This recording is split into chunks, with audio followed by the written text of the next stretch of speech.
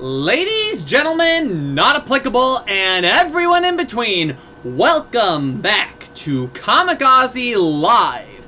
Now, before we get ourselves started, however, I'd like to show y'all a little itty-bitty surprise. You see, since the Little Muffin Time Kickstarter campaign went so well for me, I decided to put my money toward another Kickstarter campaign. You might have known about it if you saw me post about it on Twitter, but because of the tier I supported, I have access to a funny little thing called the pre-alpha of a boss fight. Ladies, gentlemen, not applicable, and everyone in between, let me introduce to you Billy Busta. If it'll run. There we are. And here goes nothing. Enough! Except for the frame rate. The frame rate is dropping like mad. You can't possibly be this dreadful. At this rate, you bring me no choice. You're letting me leave? This is great. You're not half bad. The frame rate's gonna be absolute No, ass and a half for this We're part, tossing the script evidently. and moving on to la grande finition. Yeah, I even got a new camera. How do you like that? Got a new camera. It's gonna be pretty quiet. But that's better, because that's what they told me. The song's out now if you guys want to go listen to it.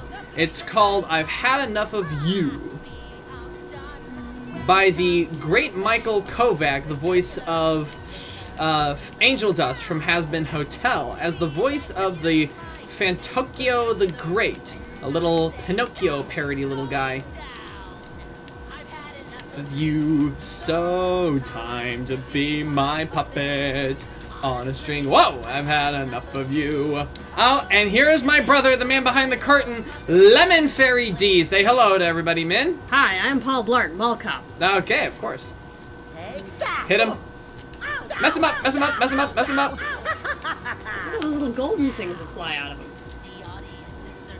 Uh-oh. Is it running out of... What does it say? Oh, yeah, smooth streaming. Yeah, sure, of course. That's fair. What are the little golden things, though? Oh, those are like fireballs or something.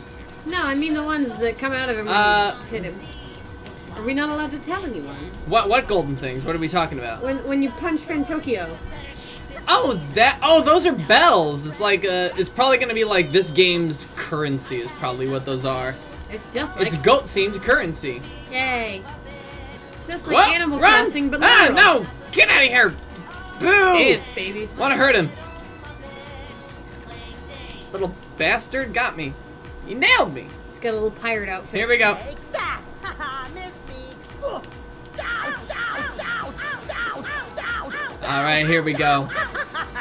And the song is climaxing! Better move! Ow! Snaw. I got hurt! We snaw. I got hurt again! Bonk. This is so tough. And even for that, I still kind of wish there was a little more to it. If I'm being honest, it's like, for like a rhythm game, this is really neat, and I do feel like this is a fun boss, but I feel like the fact that I'm not doing damage to him very often, it's like, cause like, most of what I'm doing is just dodging shit, and it's like, for all intents and purposes, it's like, which is fairly simple if you ask me. It's like, it could be a little more tricky, and I say as I get hit. Bonk, bonk. Ow! I like how the mops Those aren't just little for the pirate mops are scene. like fracking ankle biters. I like how those mops aren't just for the pirate scene, there's just mops there for no reason. He's cleaning up the stage of all the debris. He's dropping on it. That's what he's doing. He seems to have a great disrespect for the set designer. Oh, wait. Okay, whoa, I got it. Okay, there we go. Like I say, this boss fight could be a lot tougher and there could be more random elements, but it's like the shark drops over here and is like, he's so easy to avoid. But aside from that, I do like it. I just wish there was a little more engaging stuff. I don't know. Maybe Cuphead spoiled me on big, terrible, like, asshole bosses. I don't know. But, there you go. There's that. And now, we get to the real coup de grace. The real reason that we're all here. Court is now in session. Bringing to you Phoenix Wright, Ace Attorney, Trilogy. And his lab assistant, me. I'll call you for forensics. I don't know how to scan DNA. What do I look like? A lawyer? What do I look like? One of those little Among Us dudes? But yeah, so here we are. We're going to be playing Phoenix Wright, basically a cute little visual novel and murder mystery detective series And where dating we take our evidence to court and to try to prove the innocence of our defense counsel. And try not to date your assistant. Basically, we and fight off the. You literally heard me practicing this intro. You're ruining everything. Oh man, but like. So yeah, we're the defense. We have to protect the innocent from some very nasty prosecutors and some wacky witnesses, one of which always turns out to be the culprit. So basically Scooby-Doo, but with murders instead of ghosts and courtrooms instead of haunted houses. With that, let's go ahead and dive right into this. And no controller setup this time, I love because robbery and fraud. it's all a computer. We're dealing with murder! Murder? On my Owl Express? How could it be? Sorry, I like murder and fraud. Play this game. I'm gonna play episode 1. Whoa, hang on, whoa. Who's this Mohawk child? Okay, the episode 1, the first turnabout. That's a pretty good way of putting it, I suppose. I'm sure yes. the turnabout will be great. Error, we're not receiving enough information. Oh no! Blood! Double Leaky gasp! faucet! Double gasp! No, that's a statue. Oh. Statue dripping with blood! Blood! Damn it! Why me? It's awfully rude of you to like. I can't get caught! Not like this! Awfully rude of you to like bludgeon someone over the head. I've got to find someone to pin this on! Someone like him! Sick forehead bead, dude. You getting married? I'll make it look like he did it. Who is he? What a weasel! Who is he? The man behind the slaughter. Okay, August 3rd, 9:47 a.m. District Court Defendant Lobby number 2. Dude. Boy, am I nervous. It's his first day in high school. Right! Oh, hiya, Chief. Whew. Glad I made it on time. Well, I have to say, Phoenix, I'm impressed. Not everyone takes on a murder trial right off the bat like this. It says a lot about you, and your client as well. Thanks. Actually, it's because I owe him a favor. A favor? You mean you knew the defendant before the case? That's not looking good. Yes. Actually, I kind of owe my current job to him. He's one of the reasons I became an attorney. Why is YouTube not receiving enough video to maintain smooth streaming? It's getting 60 frames per second this time. Come on. Anyway. Well, that's news to me. I want to help him out any way I can. I just really want to help him. I owe him that much. It's over! What's over? Isn't it? Isn't it? Is it over? Is it over? Is it over? I don't know. My It's all life and over. everything! Is that your client screaming over there? Yeah, it's him. Death! Despair! Oh! Right, Hamlet, calm down. I'm gonna do it! I'm gonna die! You're gonna what? It sounds like he wants to die. Yeah. Nick! Hey there, Larry. Dude, I'm so guilty! Tell him I'm guilty! Give me the death sentence! I ain't afraid to die! What? What's wrong, Larry? What's wrong with you, Larry? It's like making me think of VeggieTales. Like, what's Oh, wrong, it's all Larry? over! I'm finished! I can't live in a world without her! I can't! Who took her away from me, Nick? Who did this? Ah, Nick, you gotta tell me! Who took my baby away? The person responsible for your girlfriend's death? The newspapers say it was you. Which is kind of fucked up. I mean, My name it's is... not unrealistic. What did he want? Money? What do you do? Why do you murder your girl? Why would he murder his girlfriend? No motive. No motive, I tells you. I'm innocent. Usually it's because they piss him off. Here's the story. My first case is a fairly simple one. Murder. A young woman was killed in her apartment. The guy they arrested was the unlucky sap dating her. Larry Butts. My best friend since grade school. Our school had a saying. So, when something smells, it's usually the butts. Oh, that's mean! Boo! In the 23 years I've known him, it's usually been true. He has a knack for getting himself in trouble. Yeah, he does One thing- drugs, runs over children in his automobile, but never Murders murder. his own girlfriend. Yeah, runs over children, but never murder. Yeah, no, he wouldn't do that. One thing I can say, though, it's usually not his fault. He just has terrible luck. Milo Murphy? I gotta straighten up. No, terrible luck. Not a curse. But I know better than anyone that he's a good guy at heart. That and I owe him one, which is why I took this case, to clear his name. And that's just what I'm going to do. Way to go, Phoenix! Your morals are sound! You're a good friend. Maybe not a great 10 lawyer, but a District good friend. Courtroom number 2. What courtrooms they got in here? Ah, all the little dudes looking left and right. Court is now in session for the trial of Mr. Larry Butts. The prosecution is ready, Your Honor. Okay, I'll let you have that one. Yeah. The defense is ready, Your Honor. Mr. Wright, this is your first trial, is it not? Yes, Your Honor. I'm a little nervous. Your conduct during this trial will decide the fate of your client. Murder is a serious charge. For your client's sake, I hope you can control your nerves. Keep it together, you little... Thank you, Your Honor. Mr. Wright, given the circumstances, I think we should have a test to ascertain your readiness. Yes, Your In Honor. the courtroom? Hands shaking, eyesight fading. Sounds like you're having an attack. The test will consist of a few simple questions. Answer them clearly and concisely. Dude, just... Please state the name of the defendant in this case. Larry Butts, Your Honor. The defendant? Well, that's Larry Butts, Your Honor. Correct. He needs to use all his cognitive reasoning skills on this one. We gotta really do our brain on this. Oh yeah, it's big brain time. This is here to prove his Let me qualifications get my as a lawyer. sound dampening. Done. Okay. This proves his qualifications Just as a keep lawyer. your wits about you and you'll be fine. Next question. This is a murder trial. Tell me the victim's name. Whew, I know this one. I read the case report and cover to cover so many times. It's... Wait. Uh-oh.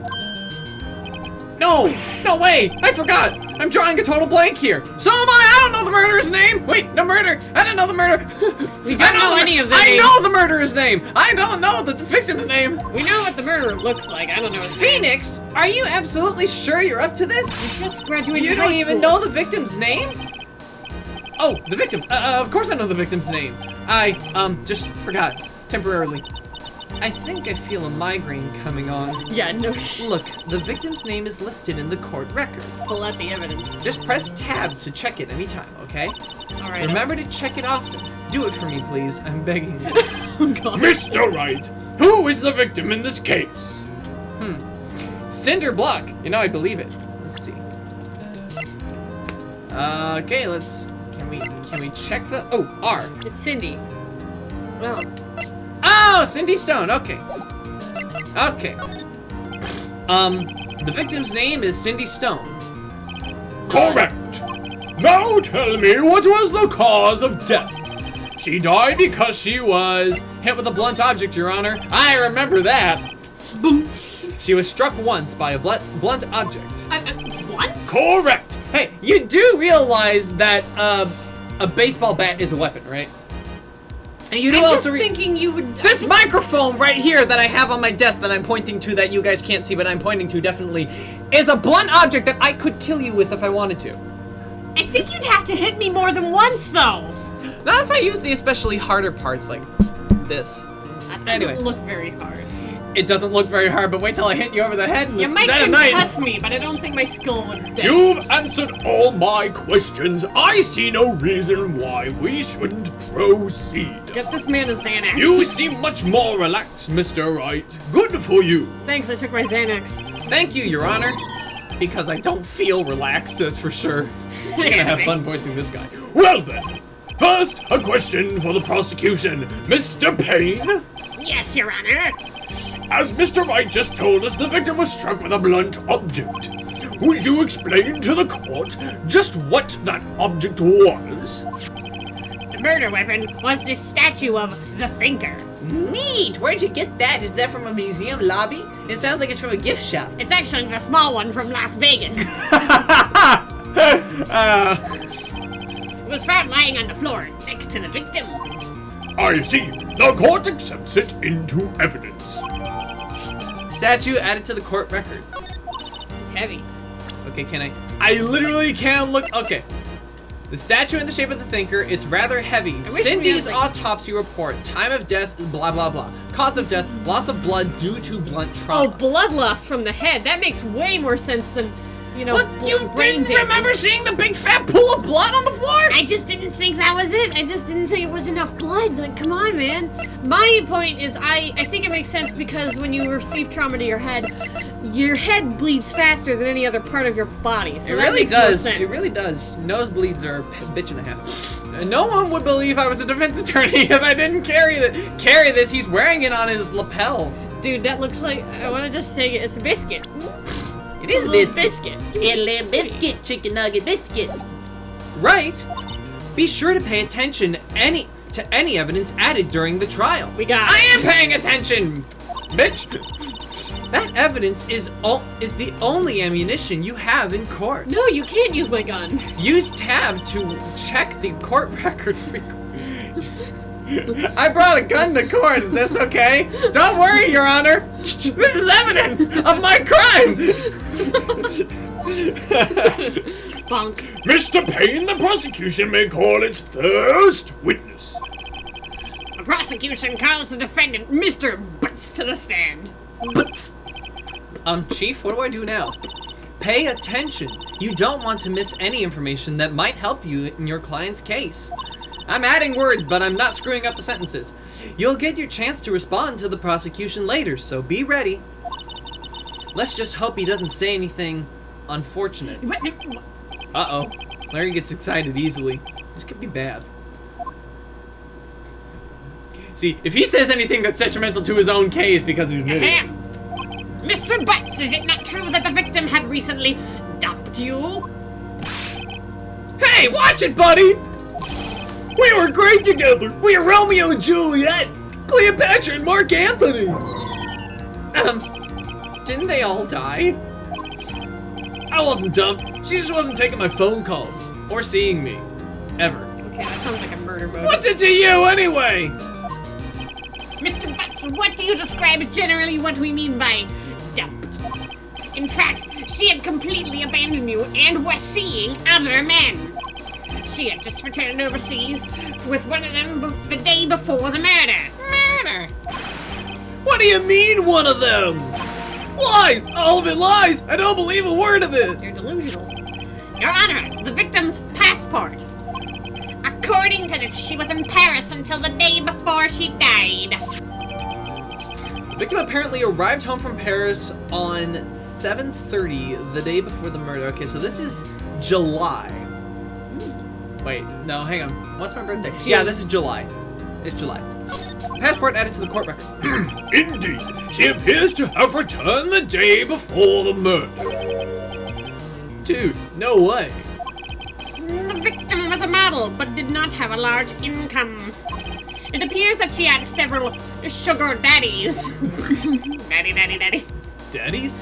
Sugar? Yes, older men who gave her money and gifts. In exchange for Goods and or services. She took their money and used it to support her lifestyle. Dude. We can clearly see what kind of woman this Ms. Stone was. Tell me, Mr. Boots, what do you think of her now? Right? I don't think you want him to answer that question. Yeah, Larry has a way of running his mouth in all the wrong directions.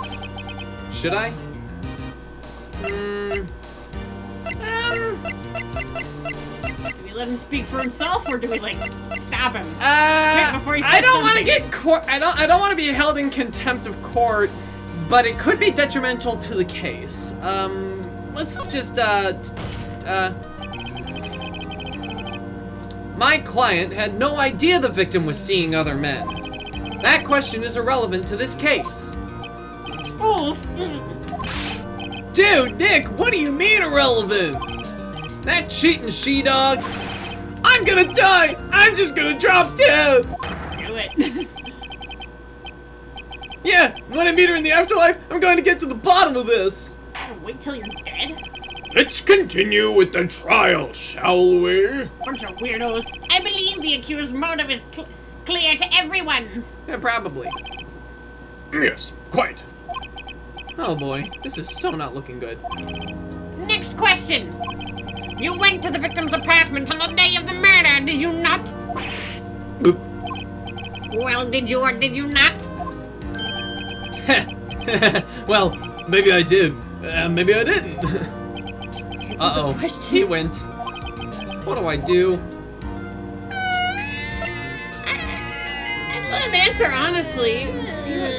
It would be detrimental to our case if we had him lie, so let's have him answer honestly. Yeah. I know. I'll send him a signal. Tell the truth. Yeah, I was there. I went. It sounds bad, but... Order! Well, Mr. Butts. Dude, chill. She wasn't home, man, so, like, I didn't see her. Objection! Your Honor, the defendant is lying. You want to know what that sounded like? Objection! Objection! His voice is so shrill. Wait, in the thing or? In the thing, yeah. Dang. Objection! He sounds like a rat. I'm a rat baby! Lying? Lying? The prosecution would like to call a witness who can prove Mr. Butts is lying. Is his name Mr. Boots? Is that what you're That's doing? the shortened form. It's actually Mr. Butts Cuts. Ah. Well, that simplifies matters. Who is your witness? The man who found the victim's body just before making the gruesome discovery.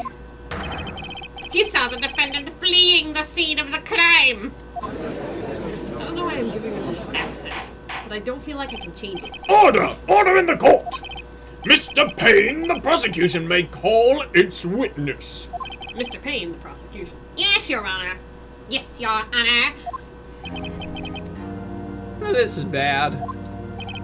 On the day of the murder, my witness was selling newspapers at the victim's building. Please bring Mr. Frank Sweet to the stand. Oh my gosh, this guy just be dancing all day. Mr. Sweet, you sell newspaper subscriptions and dance, is this correct? Oh, yes. Newspapers, yes. Mr. Sword, you may proceed with your testimony. Please tell the court what you saw on the day of the murder. Witness testimony. I was going door to door, selling subscriptions when I saw a man fleeing an apartment. I thought he must be in a hurry because he left the door half open behind him.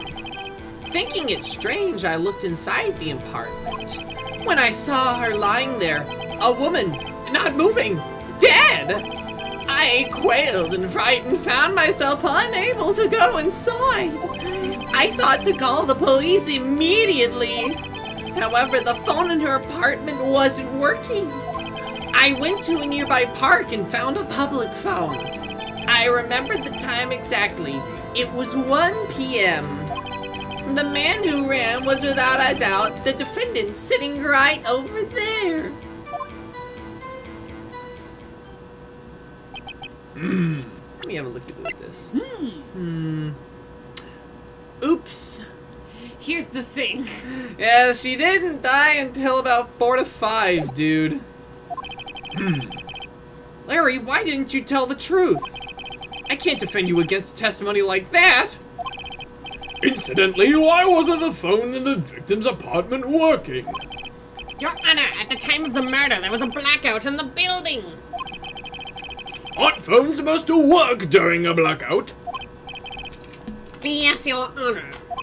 However, some cordless phones do not function normally. The phone that Mr. Summit used was one of those. Your Honor, I have a record of the blackout for your perusal. You're making him sound a lot more dignified. Blackout record, electricity to Miss Stone's building was What the hell does he sound from like? New... Again. Okay, I'll try to adjust. He sounds like No, Toad. no, no, no, no. Go back to what you were doing before. Just, I want to make him sound like Toad. My name's Toad, and I like spaghetti. Anyway, building was out from noon to 6 p.m. on the day of the crime, which, yeah, matches up with the time of death. But not the testimony. Actually, it lines up perfectly with the testimony, too. But, I mean, well, but, the testimony doesn't line up with the time of death. yeah. Now, Mr. Wright, Yes, yes, Your Honor? you may begin your cross-examination. Cross-examination? Your Honor? All right, Wright. This is it. The real deal. What exactly am I supposed to do? Why, you exposed the lies in the testimony the witness just gave. Lies? What? He was lying? Your client is innocent, right? Then that witness must have lied in his testimony. Or is your client really guilty? How do I prove he's not? You hold the key. It's in the evidence. Compare the witness's testimony to the evidence at hand. It's gonna take us forever to get to There's this bound to part. be a contradiction in there. We found it already. First, find contradictions between the court record and the witness's testimony. Done. Then, once you found the contradicting evidence, present it and rub it in the witness's face. Okay. Okay. Open the court record with tab, then point out the contradictions in the testimony. Da-da-da-da-da-da-da-da. Cross-examination! Witness's account. I love the voice you gave this guy. I was going door to door selling subscriptions when I saw a man fleeing an apartment. I thought he must be in a hurry because he left the door half open. Blah, blah, blah. Blah, blah, blah. Blah, blah. Blah. Blah, blah. Oh, wait, no, that was it. Hang on. There we go. Okay. Autopsy report. And hit E to present. A big fat objection. You found the body at 1 p.m. Are you sure? Yes, it was 1 p.m. for certain. Sick dance moves. Frankly, I find that hard to believe. Your statement directly contradicts the autopsy report. The autopsy notes the time of death sometime after 4 p.m. There was no body to find at 1 p.m. How do you explain this 3-hour gap? Oh, that? Oh, Objection! This is trivial. The witness merely forgot the time. After his testimony, I find that hard to believe. Mr. Sawhit, why were you so certain you found the body at 1 p.m.? Gee, that's a really good question. Oh my gosh. Great job, Wright. Way to put him on the spot. That's all you have to do. Point out contradictions. Lies always beget more lies. See through one, and their whole story falls apart. I have a problem with the shirt she's wearing under her coat. Oh, wait! I remember now! Would you care to give your testimony again? Witness testimony, the time of discovery. You see, when I found the body, I heard the time. There was a voice saying the time. It was probably coming from the television. Oh, but it was 3 hours off, wasn't it? I guess the victim must have been watching a videotape program. And that's why I thought it was 1 p.m. Terribly sorry about the misunderstanding. And, yeah. But the power was out. Yep. I see. You heard a voice saying the time on a taped program. Mr. Wright, you may cross-examine the witness. I'm not that bright, but this Right! is... You know what to do. I've got this one. What's with your shirt? Why are there boob socks? I was like... the character designer hate AED? You can really stop right there. I'm trying to figure this.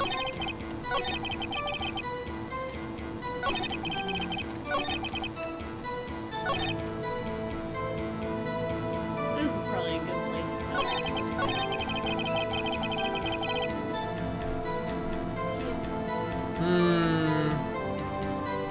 Yes, power. Wait a minute, hang on. Electricity was cut, so that means the television wouldn't work either. Yep. Yeah, that's All what right. I tell you, man. You didn't believe me? Well, I was because they were mentioning phones and such, but like, you know, what you gonna do? Hold it right there. The prosecution has said there was a blackout at the time of the discovery, and this record proves it. You couldn't have heard a television or a video. Well. The defense has a point. You do have an explanation for this, Mr. Side. No, I find it quite puzzling myself. Wait, I remember now. Mr. Side, the court would prefer to hear an accurate testimony from the very beginning. Man, this is gonna be a short day in court. These constant corrections are harming your credibility. That, and you seem rather distraught. My apologies, Your Honor. It must have been the shock of finding the body.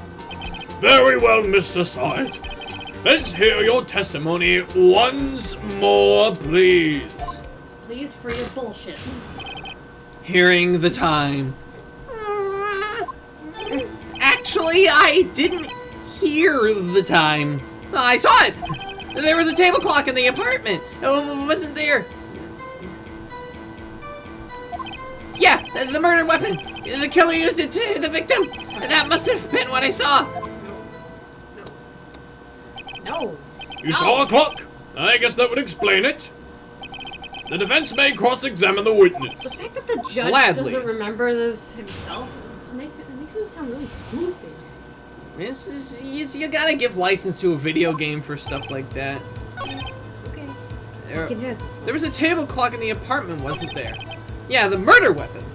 I can stop you right there. I'm gonna halt you right there, Chief.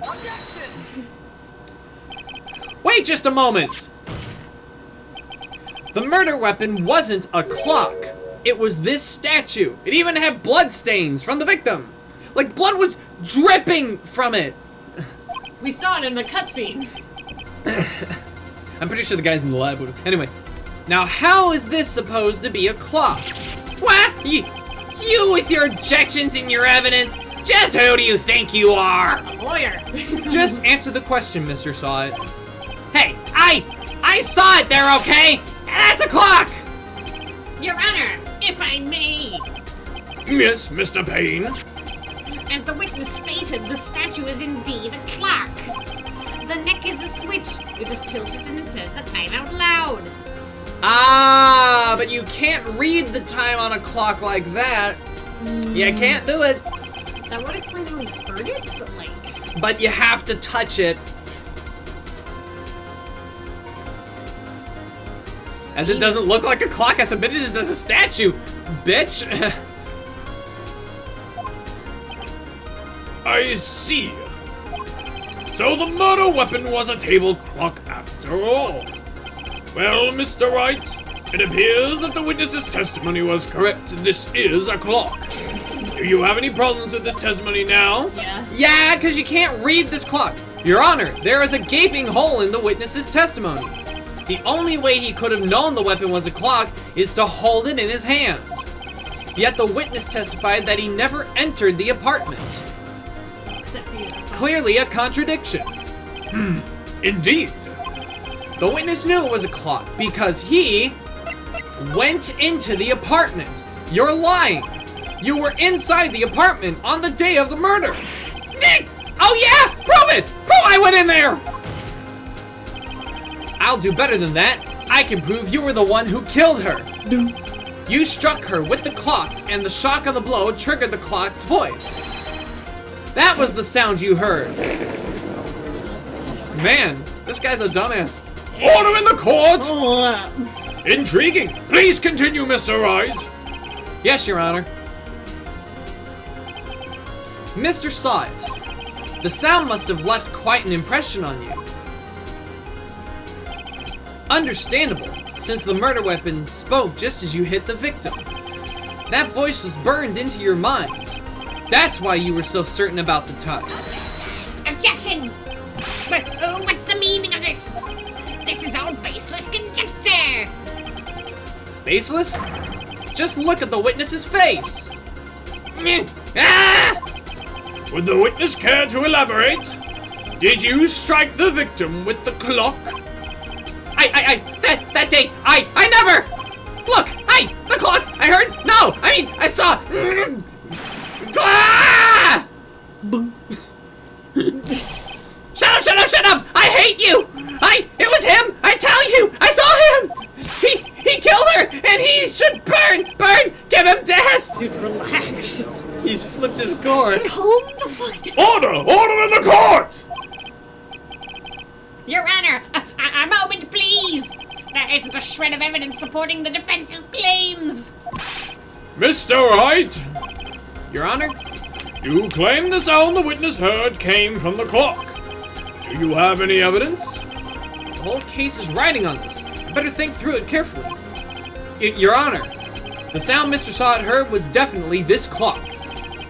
A fact which is clear if you simply try sounding the clock, yeah. Let's sound the clock now, here in this court. Your Honor, may I have the clock? I ask the court to listen very carefully. Beep, beep. I think it's 8:25. That's cute. That certainly is a strange way to announce the time. I think it's 8:25. Well, he is the thinker after all. So, we've heard the clock. What are your conclusions, Mr. Wright? Mr. Payne, can you tell me what time it is now? It's 11:25. Ah, fuck! As you can see, this clock is exactly 3 hours slow. Precisely the discrepancy between what Mr. Saw It heard and the actual time of death. So, Mr. Saw It, try to talk your way out of this one. You forgot one thing! Uh-oh. What's he talking about now? While it may seem like this clock is running 3 hours slow, it proves nothing!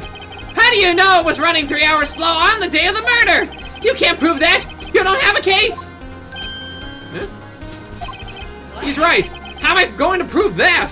Some bullshit. Damn it! It was so close! No, he's right though. He is completely right. Still some bullshit. Mr. Wright, it seems you lack the critical evidence to support your claim. Literally the only discrepancy. Yes, Your Honor. This means I cannot let you indict this witness. Unfortunately, this ends the cross-examination of Mr. Frank Saw It. I come all the way down here to testify, and look what happens! You're gonna treat me like a criminal! A criminal! You lawyers are all slime! I almost had him! Sorry, Larry. I failed you. There's nothing I can do about it now. Not so fast, Mr. Saw It! Mia? I mean, Chief? Listen up, Wright. Don't throw this one away. Not like this. Think. But, Chief, it's over. I can't prove the clock was slow the day of the murder. Nobody can prove that. Well, yes. But that doesn't mean you can't still win. Try thinking out of the box. Don't waste time doubting facts. Assume the clock was 3 hours slow, and think through it. Ask yourself, why was the clock 3 hours slow? Figure out the reason, and you'll have your proof. Right, Mr. Wright? Can you think of a reason why the clock would be 3 hours slow? I can! 'Cause she was in Le Francais! Wait! Maybe I can prove it. You must have evidence somewhere that can prove it, right? Find it and let them have it. I literally... Well, Mr. Wright, you saw the clock was already... You say the clock was already running slow on the day of the murder. Have you found evidence to support this claim? Of course. There is a piece of evidence in the court record that can prove my claim beyond a doubt. Ha! Tough words! Let's see you pull this one off! Let's see the evidence that proves why the clock was running slow. Present it. Take that! The victim had just returned home from abroad the day before the murder. As we all know, the time difference between here and Paris is 9 hours. When it's 4 p.m. here, it's 1 a.m. the next day there. The clock wasn't 3 hours slow, it was 9 hours fast. The victim hadn't reset her clock since returning home. That's why the time you heard when you struck her head in her apartment was wrong. Proof enough for you, Mr. Saw It? Or should I say, Mr. Did It? I have one problem. Why would she take the clock with her and then back home? He's out. Why would... Hold on, Oh, order! Order, I say! What do you mean, why would she take the clock with her and bring it back? I mean, who takes a table clock with them overseas? I have a theory. The Thinker is at the Smithsonian, right? Yeah. But I don't imagine that you wouldn't necessarily have like a tchotchke trinket in the gift shop in the Louvre, right? Okay. So it doesn't completely It's a not hold souvenir. water. She brought it home with her. Probably, likely. But somebody's probably gonna bring that up. Well, this case has certainly turned out differently than we all expected. Mr. Payne, your witness. He was arrested and has been taken away, Your Honor. Very well. Mr. Wright, Yes, Your Honor? I have to say, I'm impressed. I don't think I've ever seen someone complete a defense so quickly. And find the true culprit at the same time. Yeah. Thank you, Your Honor.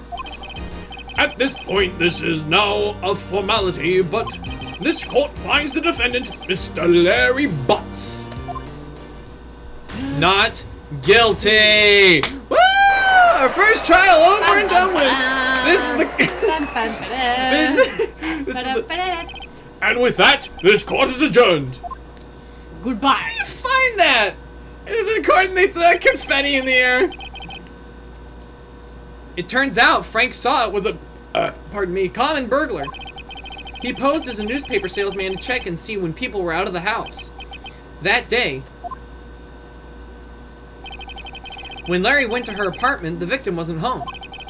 After he left, Mr. Saw It let himself in to do his own dirty work. While he was searching her place, the victim returned.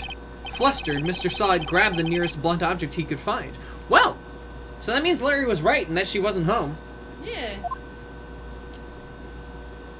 Not something we could have known. But all we needed to prove was that Mr. Saw It did in fact bludgeon her over the head.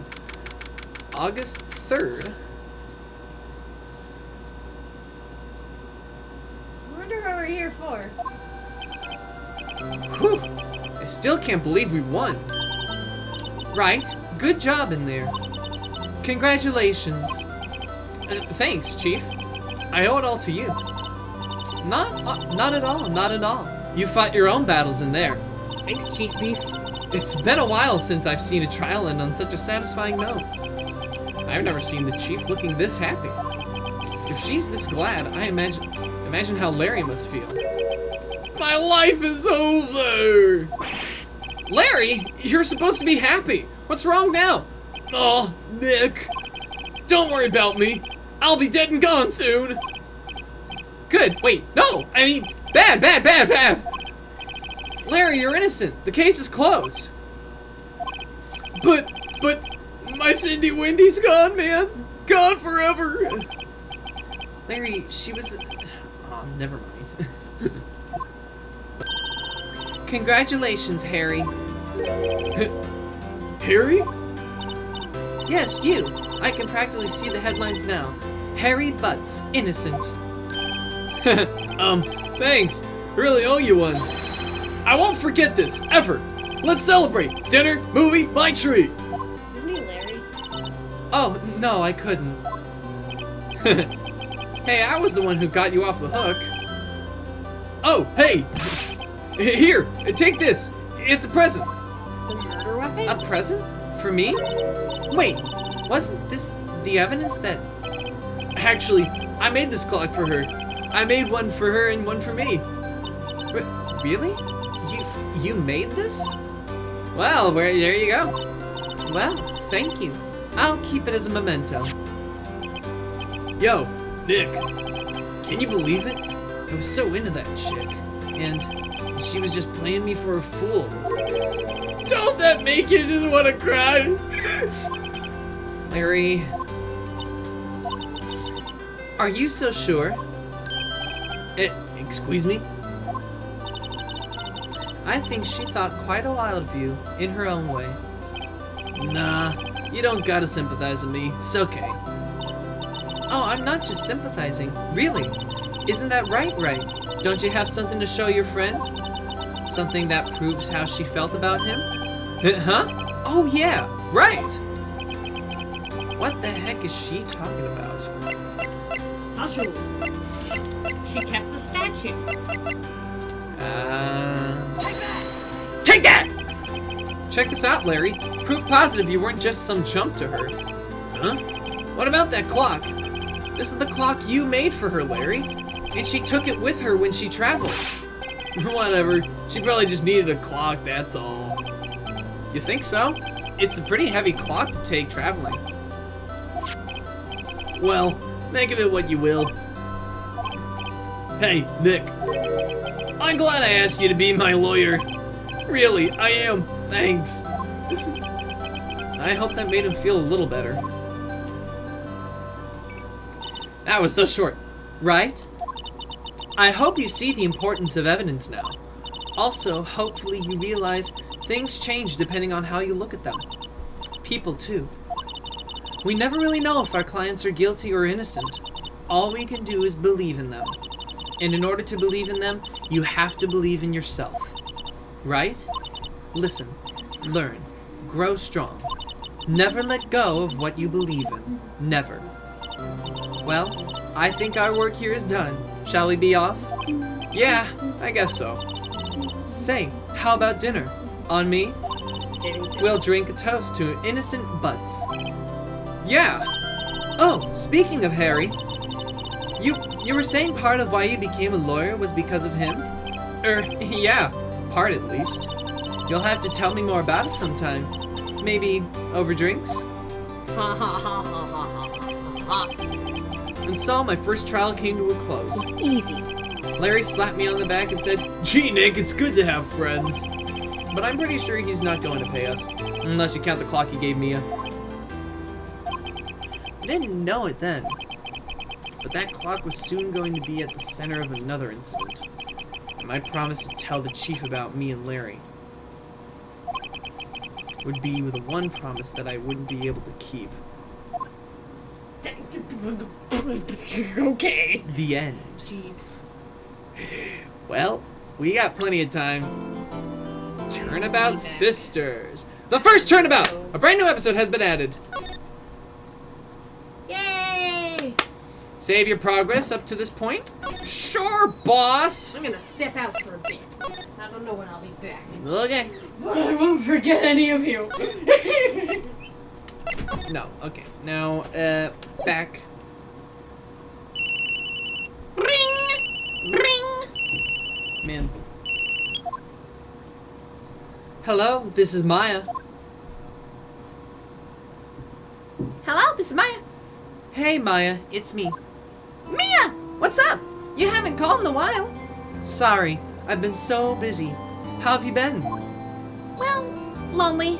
And it's all your fault. Nah, I'm just teasing. I've been great. I'm finally getting used to having my own place. That's good to hear. Actually, I'm calling because I have a favor to ask. I know. You want me to hold evidence for you? Sharp as always.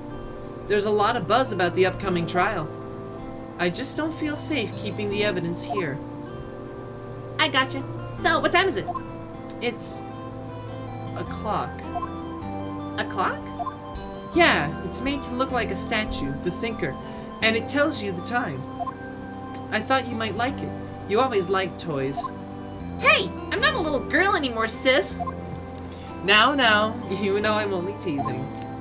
Ah, I should probably tell you, the clock isn't talking right now. Huh? It's not working? That's lame. I had to take the clockwork out. Sorry. I put some papers inside instead. Papers? Is that the evidence then? Well, there's a possibility that it might turn out that way, yes. Can you come by the office tonight? Say 9 to pick it up? I'll be in a pre-trial meeting until then. Okay, sis, but I expect dinner. Something good. Like burgers. I could really go for a good burger. Okay. We'll hit the usual joint. All right, it's a deal.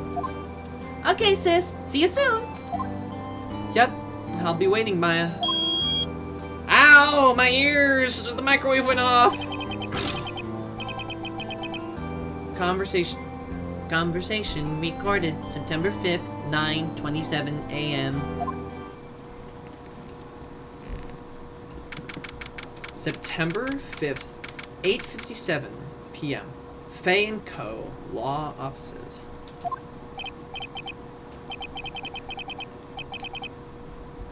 Now, Miss Fay, I'll take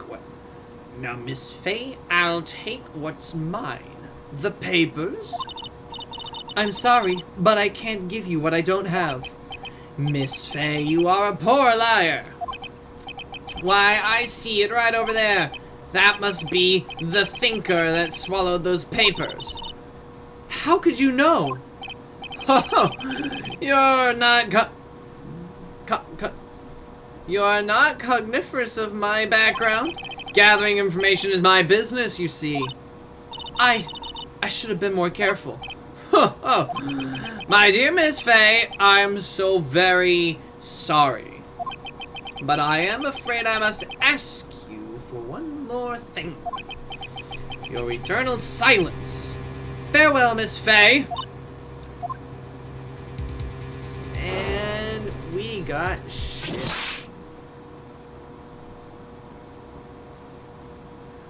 Ooh boy. Look at this purple head. Look at this purple-haired prick. Red, white, blue. More like red, black, and blue. September 5th, 9:08 p.m. Fay & Co. Law Offices.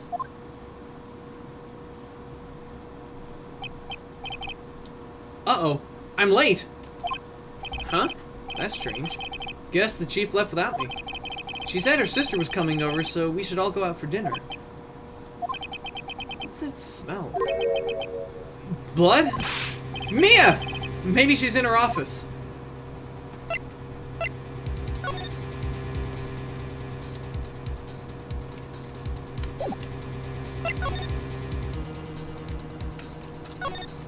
Alright, here we go. That smell! Blood! Sis! Someone's there?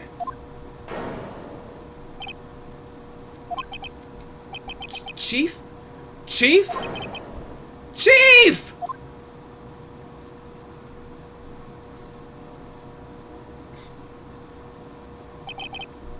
Who are you?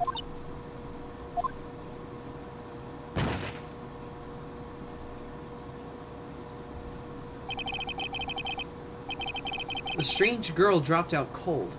I left her lying on the office sofa. I went back to the chief where she lay under the window. Man. Her body was still warm. I could feel it when I held her shoulder. Then, all too quickly, it began to fade. Until finally she was cold. Chief.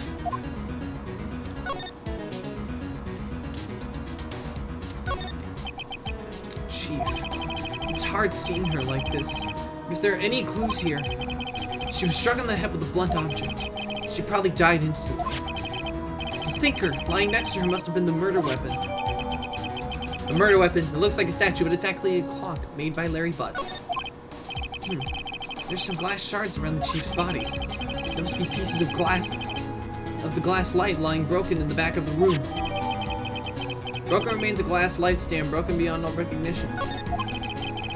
Nothing else. It seems like a clue here. Huh? A piece of paper. It must have fallen from Mia's hand. What could it be?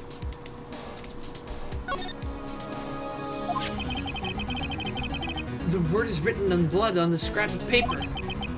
Maya. Did Mia write this? This piece of paper is a receipt from a department store, dated yesterday. The department store received with letters written in blood on the back. I think that's enough snooping around for now. I'd better call the police and find out what that girl was doing here.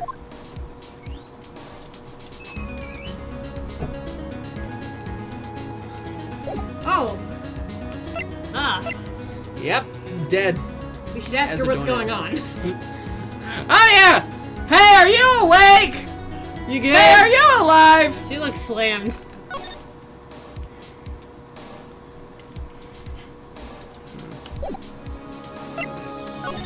Move. Back here. That girl just now. Where'd she go? I put her right there on that sofa. Uh-oh. I hope she didn't run on me. Wait, the dead lady? Yeah! Don't scare me like that. A child. Excuse me, but who are you? It's okay. I work here. Maya. Maya Faye. Maya Faye? Maya. So Mia was writing this girl's name. Maybe I should show her the receipt? I never thought there'd be a use for evidence like this outside the courtroom.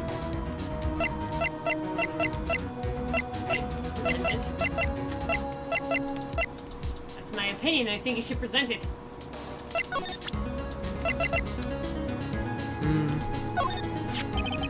Before Mia died, she wrote a message with her own blood.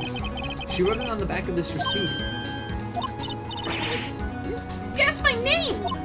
Why? Why would she write my name? Please, just calm down. Why would sis write my name? Uh-oh. Now I've done it. I'd better hurry up and call the police. Phone. Where's phone? I guess talk? Where do I Phone. The reception desk. I usually sit here. No clues here. The small writing desk cluttered with office supplies. Phone there. Everything is useless. Where's the phone? We could really use that. You couldn't cram more legal books in here even if you wanted to. If you can gaze upon the shelves without feeling insignificant.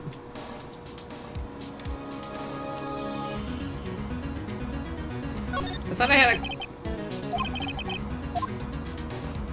Don't touch the doorknob. Yeah, pretty Don't touch that tile. There's a phone in there.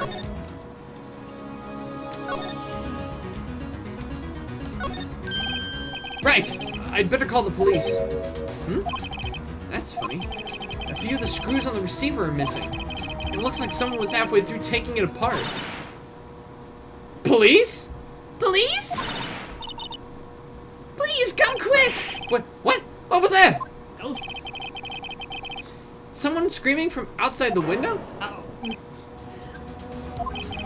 She's staring right at me! She's holding a phone in her hand.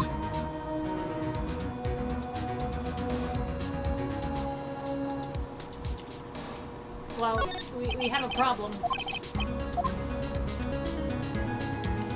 We have a problem, namely that some weird lady is here. And she, thinks you've done it. There's a large building right across from the office. The Gatewater Hotel. Nice luxurious place. Why isn't the phone working? What is this? Why did we see a vision? No, that woman was outside the window.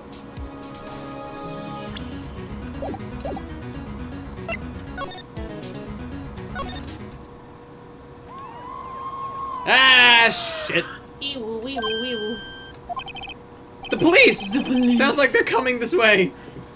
Call the police. I, Mr. Toad, afraid of the police? Freeze! Police! The police. Alright. I'm Detective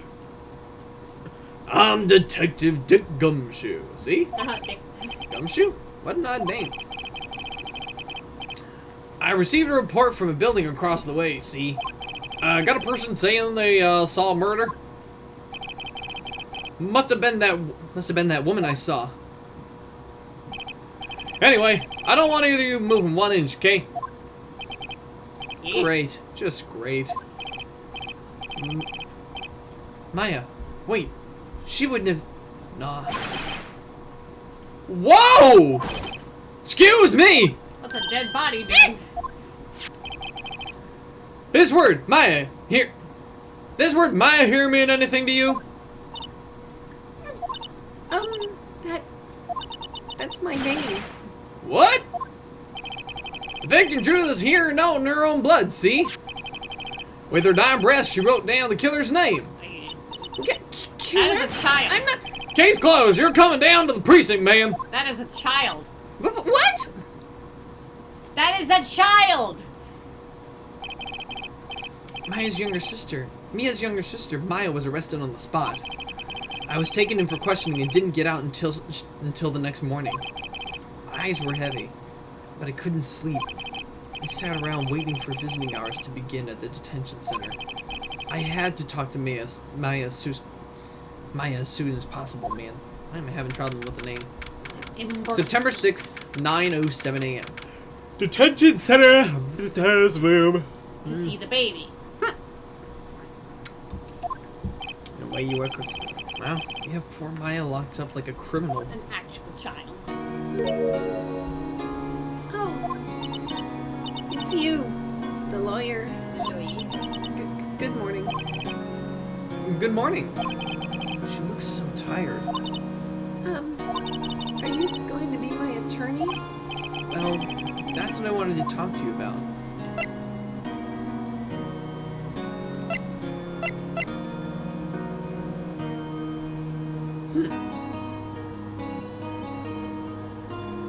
Baby.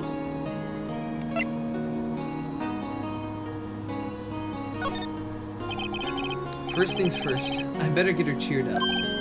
Yeah, of course I will. Cheer up. Get your ice. Whoa, did I say the wrong thing? She looks sadder now. What's wrong? You don't think I can do it? No one could. You could believe me. Even you. When you found me in the office, you looked at me like I had done it. Did I look at her like that? No, I never thought. It's okay. I understand. And I've also heard about you. Heard? Heard what about me? I was talking to my sister on the phone the other day. Today was my junior partner's first time in court. I just realized Wow, that really? Chief from the first episode was the one that died. Good gracious, I'm emotional now. Wow, really? How'd that go? It was quite the scene. Honestly, I was on the edge the whole time. It's been a while. So he crashed and burned? He's a genius. One of those strike fear into the hearts of evil types. The only thing he's lacking is experience.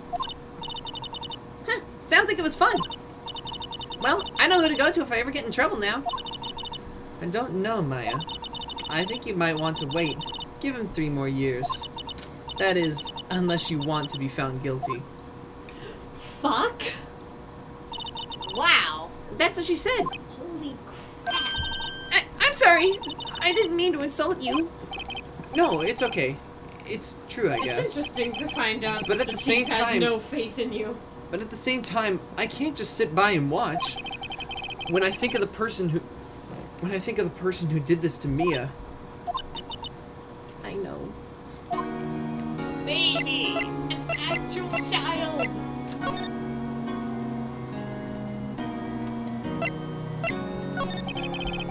There's something I've been wanting to ask you. Yes? What's with that outfit? Oh, this?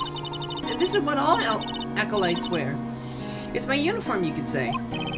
Acolytes? Like people in religious training? What is it you do? Oh, it's nothing strange, really. I'm a spirit medium. In training. A spirit medium? I'm pretty sure that qualifies as strange. So you're an acolyte?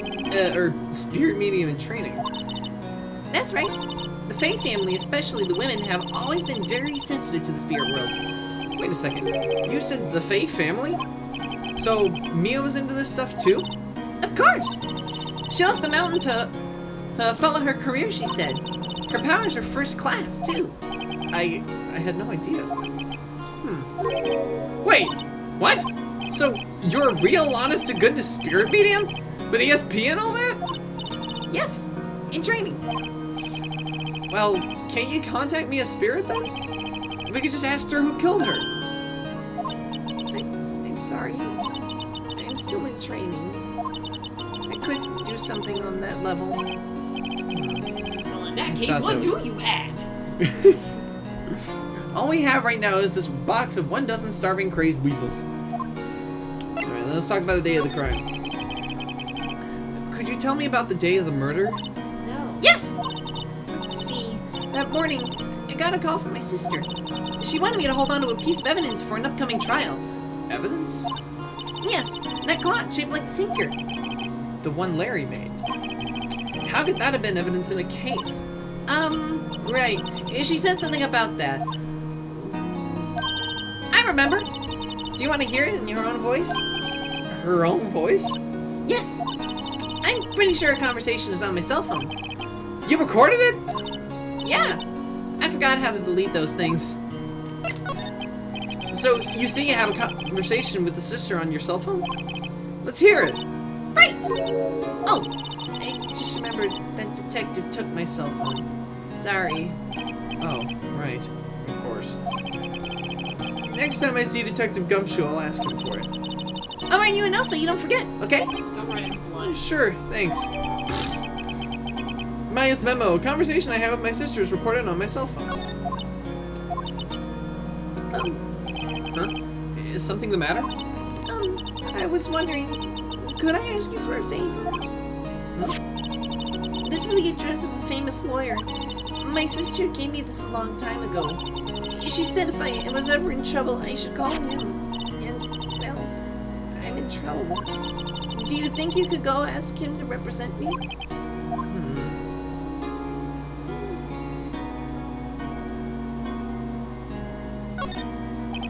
Sure.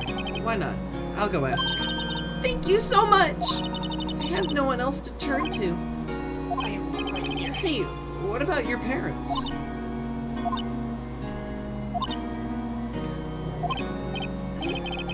I see. Don't worry. Leave it to me. Thank you. The trial's tomorrow at 10. What? Tomorrow? Tomorrow. What if this guy refuses? They told me that if I don't find one, the state will pick an attorney to defend me. When will that happen? And they're giving me until 4 this afternoon. And visiting hours are almost up. I better hurry. Right. I'll be back. Visiting hours are almost over, so I should probably, leave. Yeah. Alright, go to Grossberg Law Offices. September 6th, Grossberg Law Offices. Grossberg. According to the receptionist, the big boss is out. She couldn't say when he'd be back. It must be hard to keep track of everything when you're a famous lawyer. Not to mention run an office like this. I guess I'll have to come back later.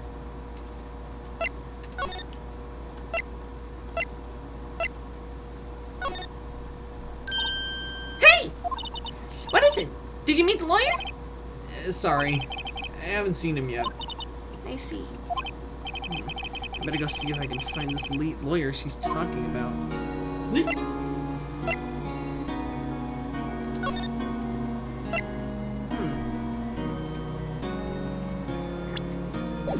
Let's talk about your family.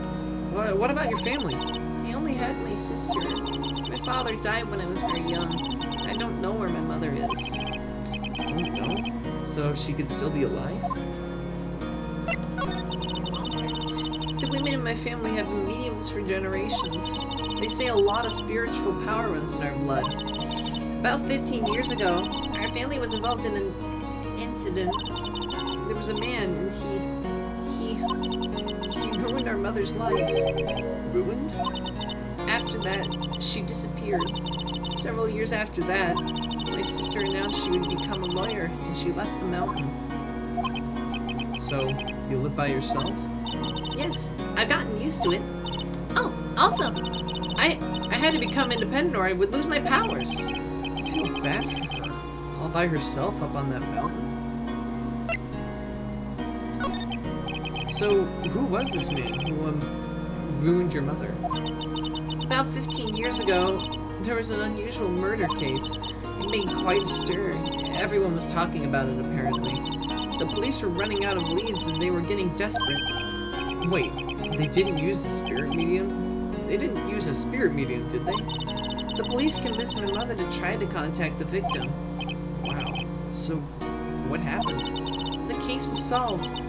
We thought. You thought? The man my mother helped the police capture was innocent. The police consultation with a medium had all been carried out in secret, of course. But a man found out about it and leaked it to the press. He told all the papers that my mother was a fraud, and the media jumped on it big time.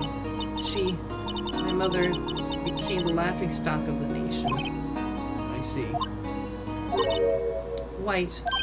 Excuse me? White? That was his name. My sister told me. White. Could you tell me about the day of the murder? Sorry, I know it must be hard. No, it's okay. All I've been doing for the last few hours is talking about it. And I kind of gotten used to it. Let's see. In the morning I got a call from my... So then, when did you arrive at the office? It was right around 9. The lights were off and I could smell blood. Then I found her. My sister. Thanks, Maya. That's all I need to hear for now. Alright, now let's go ahead and get a move along.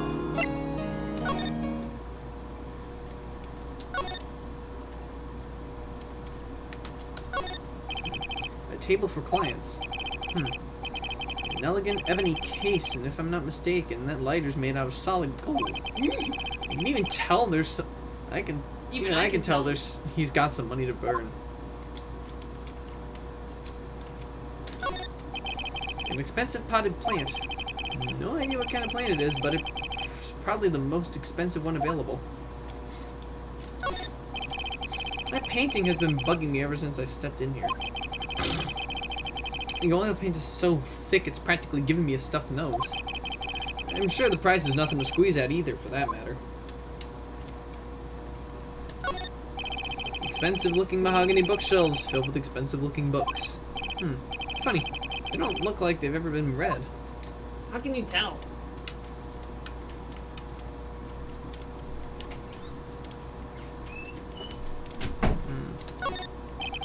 A solid mahogany desk. The wood's been polished to a deep luster.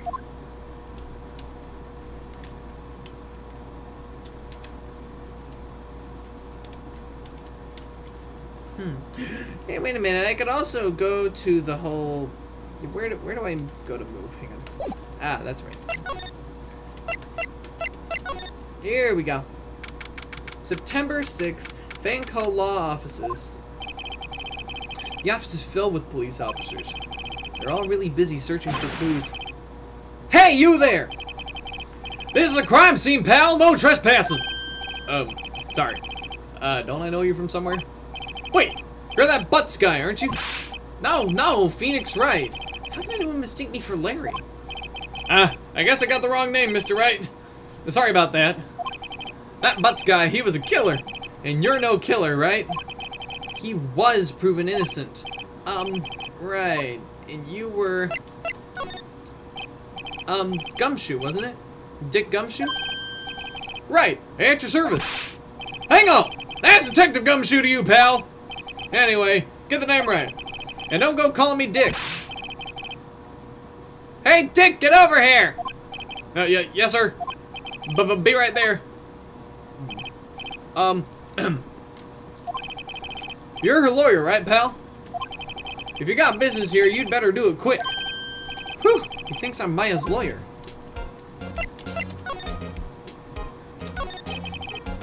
About Miss Faye, did you do an autopsy? You want to know the results, eh? Now, don't go looking at me like that, pal. It's no use. She might have been your boss, but that doesn't mean you get any special treatment. Alright, you can see the report. Well, that's all. Time of death. 9 o'clock. On the 5th of September. Cause, single blunt force trauma. Death was instantaneous. About Maya. Yeah, I'm looking forward to the trial. Sorry, pal, but this is one trial you aren't going to win. Why do you say that? The city's put Prosecutor Edgeworth on the prosecution. Edgeworth? I'm sure you know what that means, you being a lawyer and all. Prosecutor Edgeworth. That's right, pal. Mr. Miles Edgeworth himself. Wait, you know him, don't you? I know him. He's a feared prosecutor. He doesn't feel pain. He doesn't feel remorse. He won't stop until he gets his guilty verdict. Oh, don't you talk about him that way. You make him sound barely human. Still, I'm afraid this pretty much decides the case. So, Edgeworth is on this one. He hasn't lost a case since he became prosecutor at the incredibly young age of 20. Of course, there are rumors of back alley deals and forged evidence. All I know for sure is that Edgeworth hates crime with an almost abnormal passion. I never imagined I'd be facing him so soon.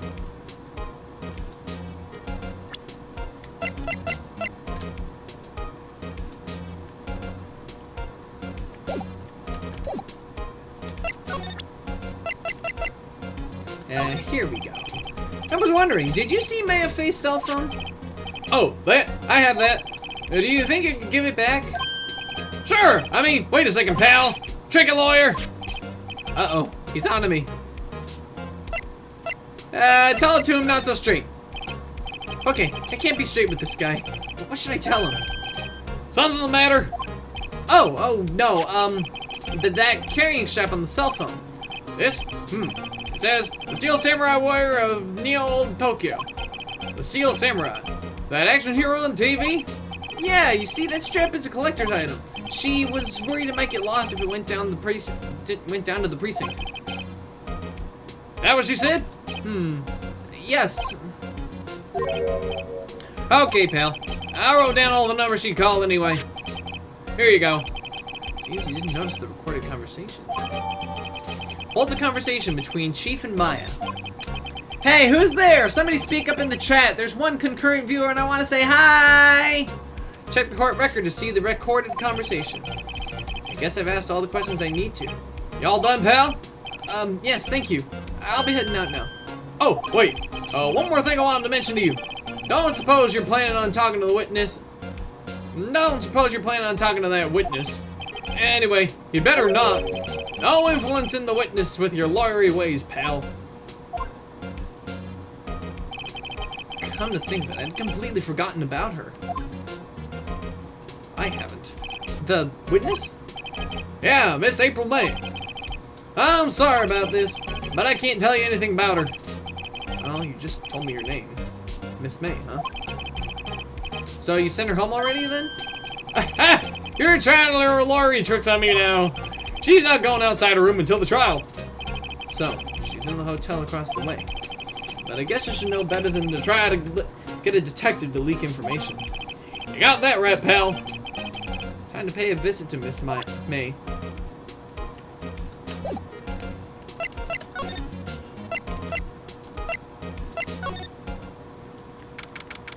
September 6th, Gatewater Hotel, room 303.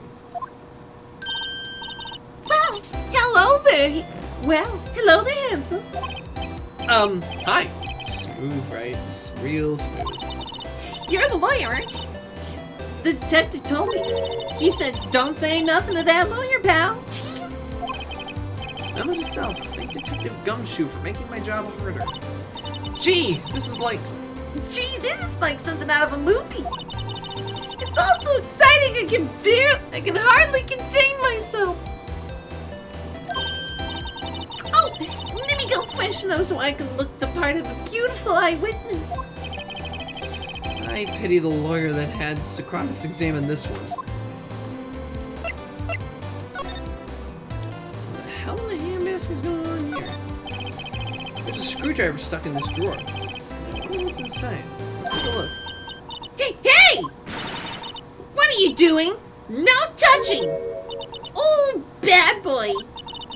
You really shouldn't pry around other people's rooms now. You wouldn't want to make me upset, would you? Upset? I thought she was going to explode for a second there.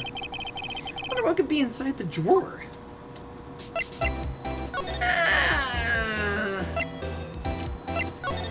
Hey, see you there. I see there are 2 glasses on the table. Is someone staying here with you? Is someone staying here with you? Oh, what amazing powers of observation! You must be one of those famous detectives like on television.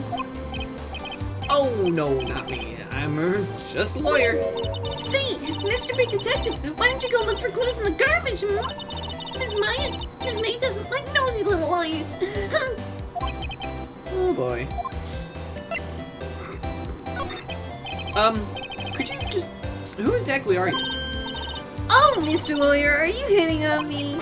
No! Hey! I'm just here doing my job. I know you're cute when you blush. You know you're cute when you blush. Believe me, this is the first time in my life I've blushed this much. Right. Can you just tell me what it is that you do? Well, no. And you had your little hopes up, didn't you? Oh, boy. Do you think you could tell me something? I need to describe what you observed at the time of the incident. Oh, observe? Instant? You sound like a lawyer in the movies. I like a man with a big vocabulary. Vocabulary? Better not encourage her. Or, you know, that thing that happened the other day, the bad thing. What did you see when it happened? I don't suppose you could tell me about it. Pretty please? Let me see, dream on! If you want to know, you just have to come to court tomorrow, Mr. Lawyer. Oh, boy. Well...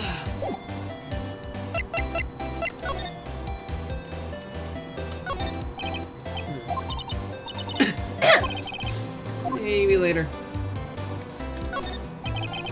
Light summer sunlight streams through the window. There's a Fang Company lawn offices building, of course. You can see the inside of the room pretty clearly from here. I think it'd be a little difficult to recognize the face from this distance, though.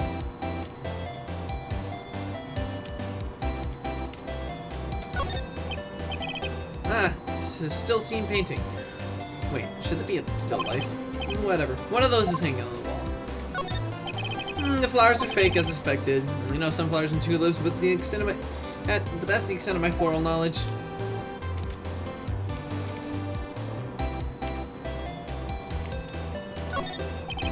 A simple bed. It's been recently made. Nothing eye-catching here.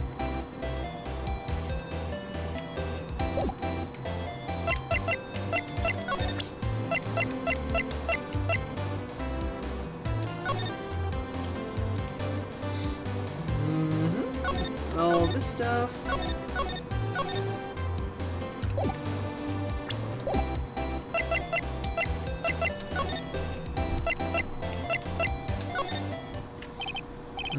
Seems like Mr. Grossberg is out.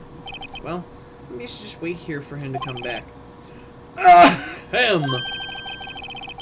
If that wasn't the most over-the-top clearing of the throat I've ever heard. So you're the one they say has been looking for me. Yes, that's me. He looks even grander than I imagined. Not badging your collar. Ah, so you're a lawyer, are you now? Yes, well, yes. And what do you want? No, I'm not particularly busy these days. Please proceed. Not busy. How come no one could get in touch with you? Something the matter? You came to see the one and only Marvin Grossberg, did you not? Well, here I am, boy. What do you want? Out with it. Well, sir, actually, it's about Maya Fey. Ooh. Ah. Yes, Maya Fey. Go on. Why the strange reaction? Cha-cha. I'm really quite busy here, son. I can't go talking cases on all day's notice. No, it's quite impossible. Wait a second. How did you know the trial was tomorrow? Anyway, I'm afraid it's entirely impossible for me to represent her. Sorry, end of discussion. What's going on? He refused me before I even got a chance to ask him. What do I tell Maya?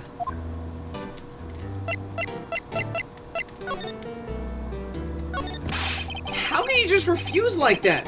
Please tell me, why won't you take the case? Well, you see, it's just, I'm busy, you see, but the client is... Mia Fey's sister. Mia trusted you. She knew her sister would be in good hands. Yes, of course, I know that.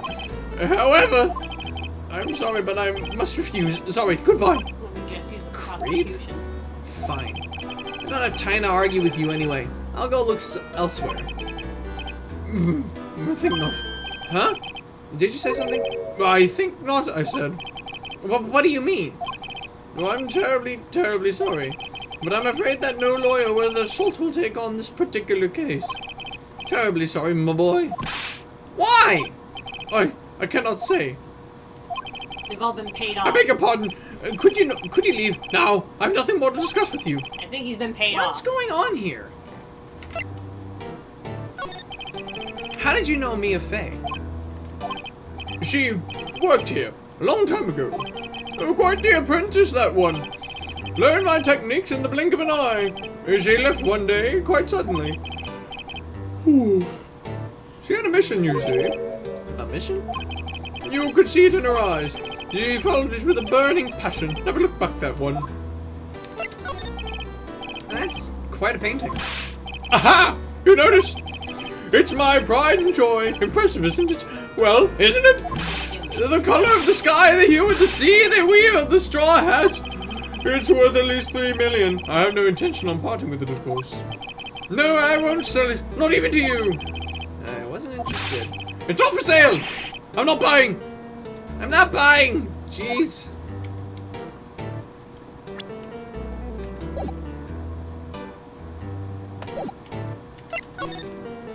Well, time to head back to the detention center. September 6th, 3:42 p.m.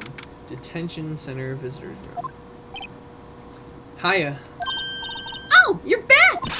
Did you find the lawyer? Well, what do I tell her? Well, see, just be honest. I really don't think you should use that guy. He didn't seem healthy.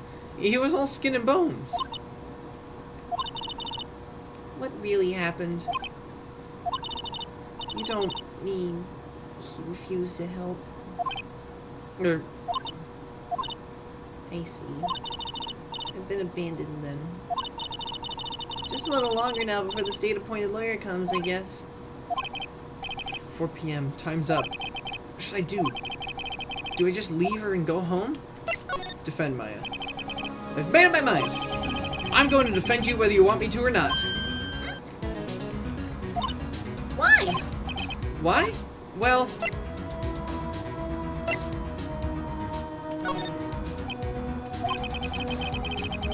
no one is as sad as a person without any friends. I know I've been there a long time. I know. I've been there a long time ago. Why did I become a lawyer in the first place? Because someone has to look out for the people who have no one on their side.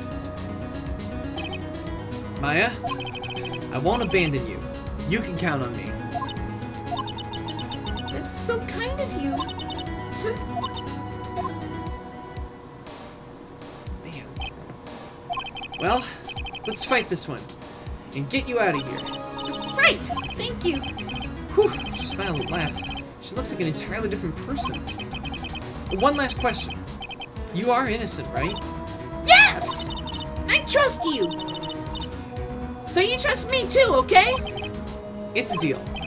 So, what next? There's something that's been bugging me. Just what was inside that strange woman's drawer? It was when I tried to look in the drawer that she got all defensive.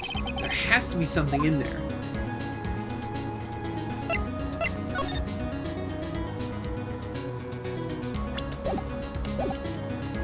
Okay.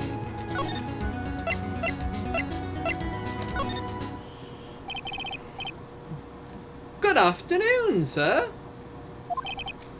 Excuse me, you are... Oh, I beg your pardon, sir. I'm the bellboy of this establishment at your service. Oh, right. I've just come up to deliver room service, sir. Do you know where Miss May might be? I believe, I guess Miss May is currently using the, facilities. If you've no need of anything, I'll be taking my leave. Please stay as long as you like. Enjoy. Yeah. Wait, no, hey! Why does it seem like every time I come here, I end up embarrassing myself? Wait, now's my chance to snoop around a bit. Ah, I almost forgot. You came back so quick. I might ask you to inform Miss May that there is a message here for her. Now, please tell her that Mr. White of Blue Corp phoned. Oh, right, sure. Mr. White of Blue Corp? Where have I heard that name? White. That was his name. My sister told me. White was the name of the guy who ruined Maya's mother. Could it be a coincidence?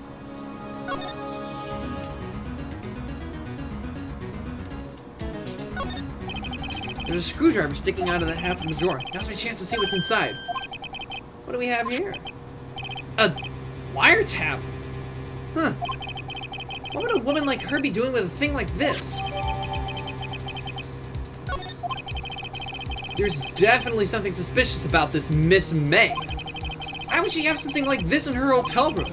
There's a story behind all this, I know it. Alright. I'll be using this bit of evidence in tomorrow's trial, that's for sure. For Maya's sake. I'll get to this woman's bottom. Wait, I mean, you know what I mean. Oh, Bye-bye! Still there? Oh, that's perfect. Uh-oh, time to scram. I look forward to tangoing with you tomorrow, Miss May. In court. To be continued.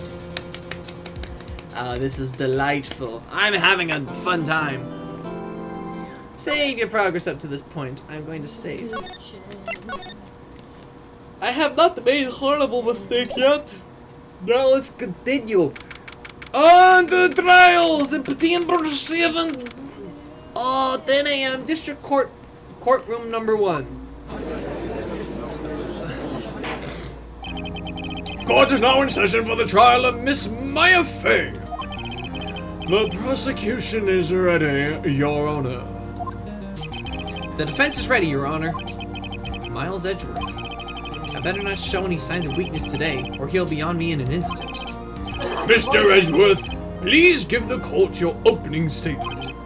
Thank you, Your Honor. The defendant, Miss Maya Fey, was at the scene of the crime. The prosecution has evidence she committed the murder. And we have a witness who saw her do it. The prosecution sees no reason to doubt the facts of this case, Your Honor. I see. Thank you, Mr. Edgeworth. Let's begin. If we may call our first witness, Your Honor, the prosecution calls the chief officer at the scene, Detective Gumshoe.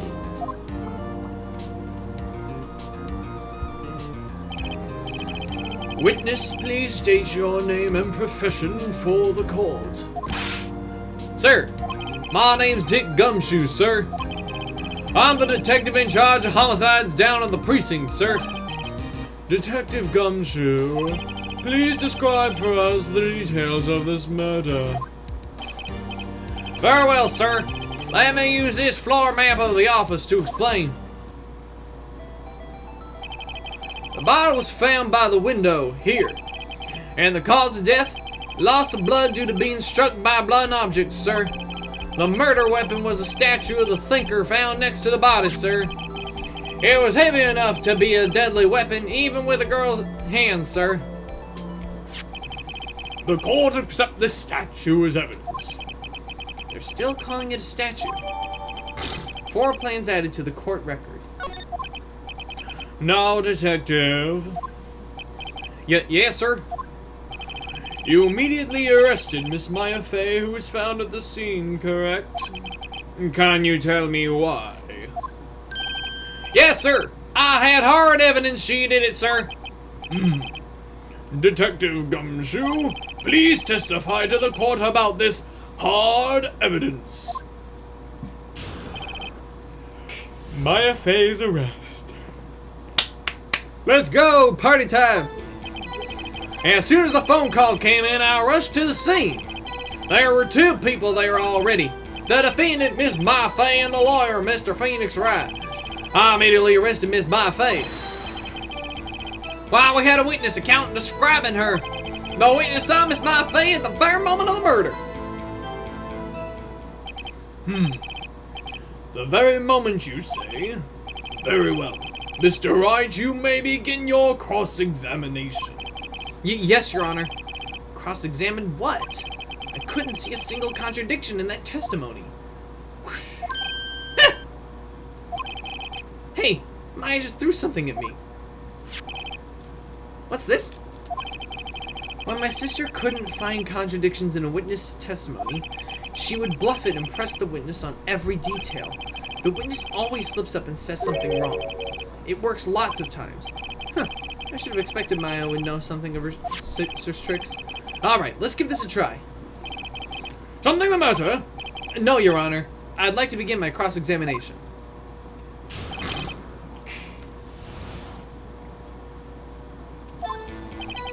As soon as the phone call came in, I rushed to the scene. Hold it. Did you say you got a call? Who did you say you got a call from? Hey, pal, don't play dumb. You know who. The call was from a customer at the Gatewater Hotel right across from the crime scene. Okay, press. Not sure if it did much, though. Right. Please continue. There were 2 people there already. And Detective Gumshoe, how long would you say it took between you receiving the call and your arrival at the scene of the crime? Right. I'd say it was about 3 minutes. That's pretty fast. Our motto this month is quick response. That's how I got there before the killer got away. Indeed. So, tell us who the 2 people you found on the scene were. Yes, sir. The defendant, Miss Maya Fey, and the lawyer, Mr. Phoenix Wright. Hold it. Are you absolutely sure it was us? Listen, pal, your dumb act is only gonna get you so far with her funky hippie clothes and your spiky hair. You 2 stand out like a suspicious people at a crime scene. Well, he does have a point about her. She is pretty unmistakable. I should pick my points to press with a little more care. I immediately arrested Miss Maya Fey. Why is that? What's your reason? Why we had a witness account describing her. Hold on, just 1 second. Yeah. If I heard correctly, you said you arrested her because you had hard evidence she did it, correct? Huh? Did I say that? Me? I heard you say it. You did say it. You said it. Exactly. What about this suspicious woman in Pink's claim was hard evidence? What? Miss May isn't suspicious. She sure isn't Pink, pal. Well, I guess she is Pink. That's enough, Detective Gumshoe. Do you have any more solid proof other than her claims, Detective? I guess pressing can have its advantages. Yes. Yeah. Sorry, I got the order of things mixed up in my testimony, Your Honor, sir. There was something I should have told you about first, Your Honor. Very well, Detective. Let's hear your testimony again. Hard evidence. After securing the suspect, I examined the scene of the crime with my own eyes. I found a memo written on a piece of paper next to the victim's body. On it, the word mile was clearly written in blood. Lab test results showed that it was the blood of the victims. Also, there was blood found on the victim's finger. Before she died, the victim wrote the killer's name.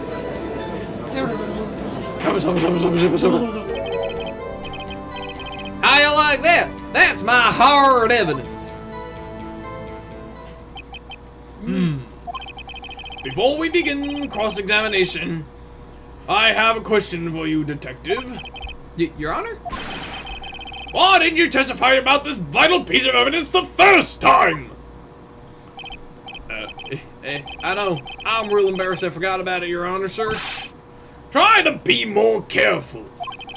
Very well, the defense may begin its cross-examination. Hard evidence. After securing the suspect, I examined the scene of the crime with my own eyes. Hold it! And did you find any evidence? Now, don't jump the gun on me, pal. Or just listen, I'm getting to the good part. I got a bad feeling about this. I found a memo written on a piece of paper next to the victim's body. Hold it. Just because you found it next to the body doesn't mean the victim wrote it. Ho ho! Then who did write it, smart pants? Wait, who?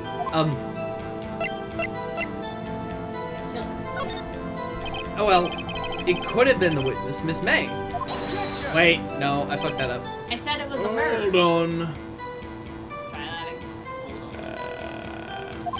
The witness was in her hotel room, not the office. Try pulling the other leg, Mr. Wright. Yeah, while you're at it, pull mine too, pal. Well, Detective, tell us what was written on that memo you found. Okay, let's press this one more time.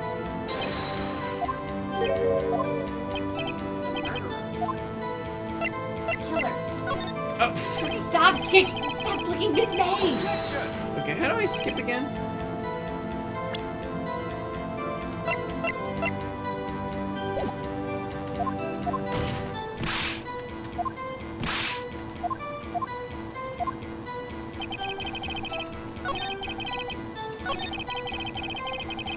I keep fucking this up.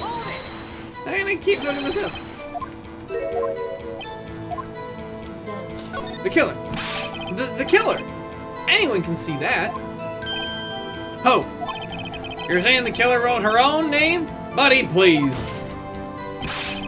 She was framed. Objection. Hold on. If that's the case, where's your evidence? Ha!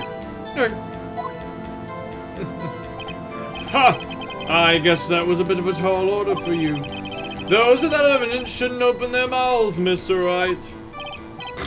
Yeah, pal. Well, Detective, tell us what was written on that memo you found. On it, the word mile was written clearly in blood. Okay. Do you have proof it was Mia who wrote that? Of course I do, pal. Uh-oh. He sounded pretty confident. This might not be good. Lab test results showed that the blood was the victim's. What kind of tests were these again? Huh? What kind? Well, here they take the little bits of the blood, the hemoglobin, goblins, hemoglobin, bobbin. I refuse to testify on this matter, pal. I'm no expert on blood tests. Yes, that was quite clear. You may continue your testimony. Thanks, pal. I mean, Your Honor, sir. Oh my gosh, you're so stupid. Detective Gumshoe. Yeah? Yeah? I look forward to your next evaluation, as should you. Oh. That was a mess. Right, where was I? Also, there was blood found on the victim's finger.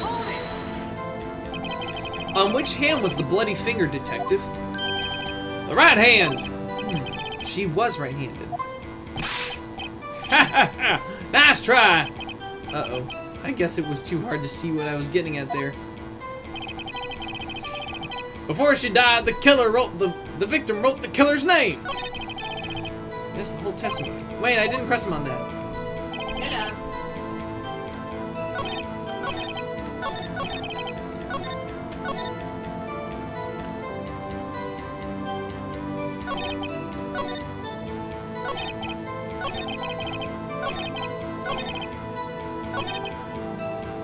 Okay, now let's press him.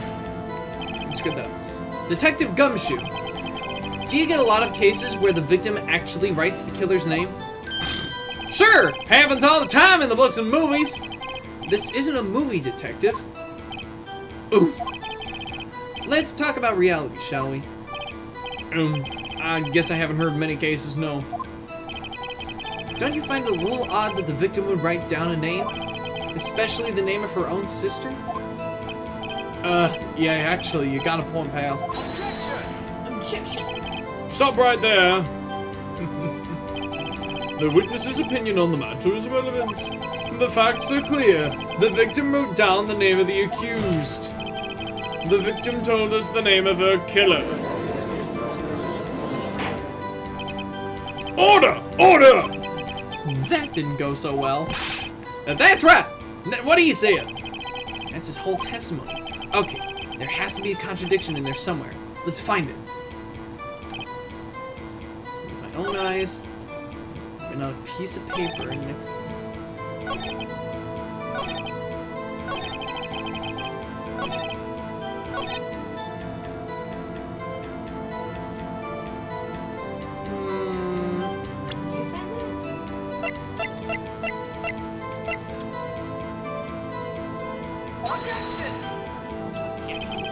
This evidence clearly reveals the contradiction in that statement, Your Honor. Oh no, I screwed up.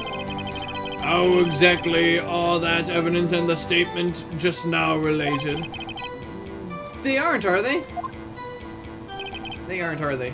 Not at all. Mr. Wright, please think the facts over before making accusations. I don't think that won me any points with the judge. I'm sorry, what is the evidence again? Alright, let's see.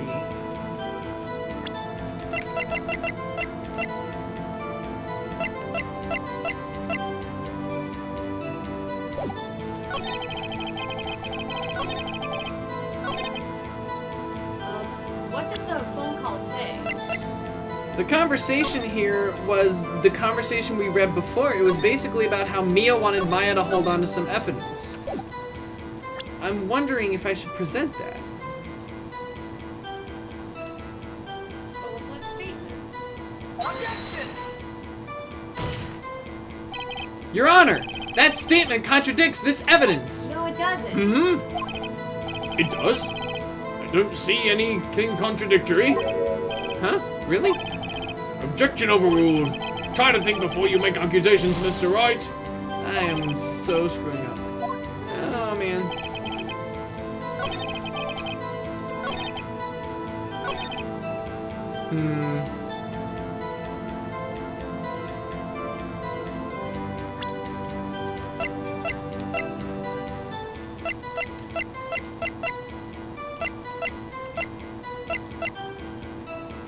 Sorry, what's that black thing? Found in Miss May's hotel room. It's really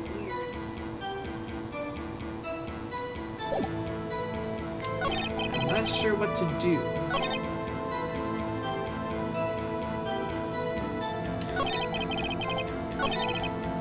I examine the scene of the crime with my own eyes.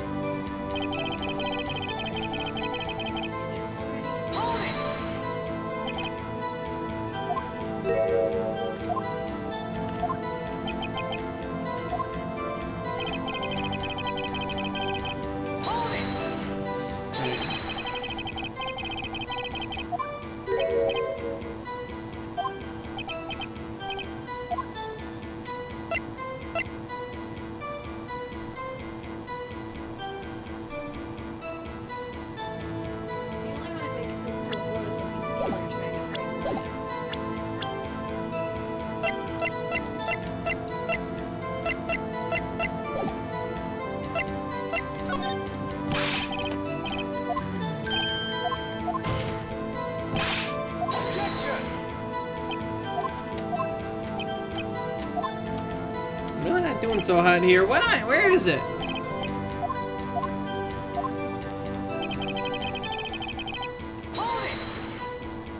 How cool.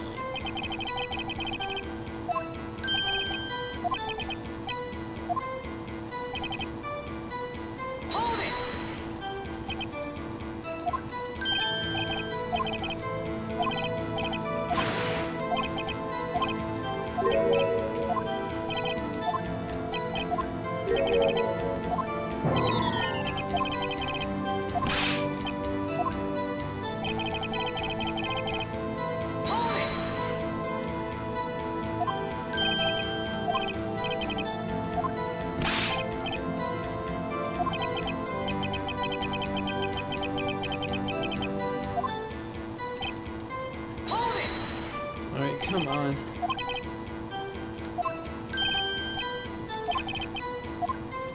Come on. Do I even know what I'm doing?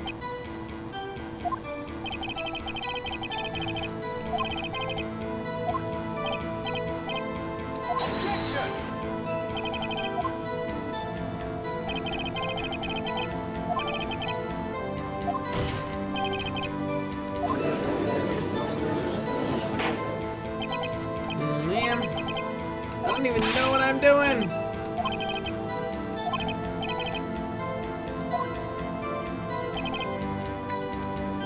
After securing the suspect.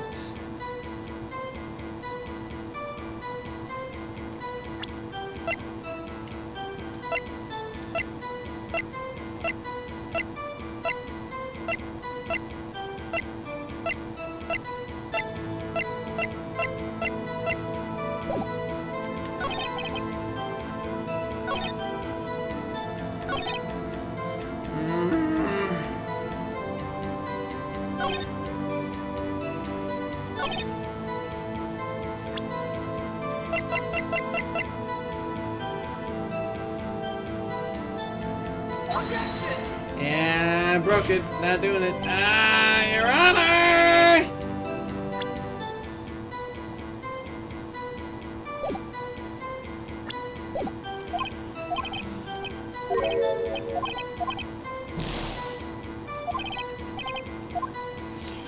I'm not doing so well.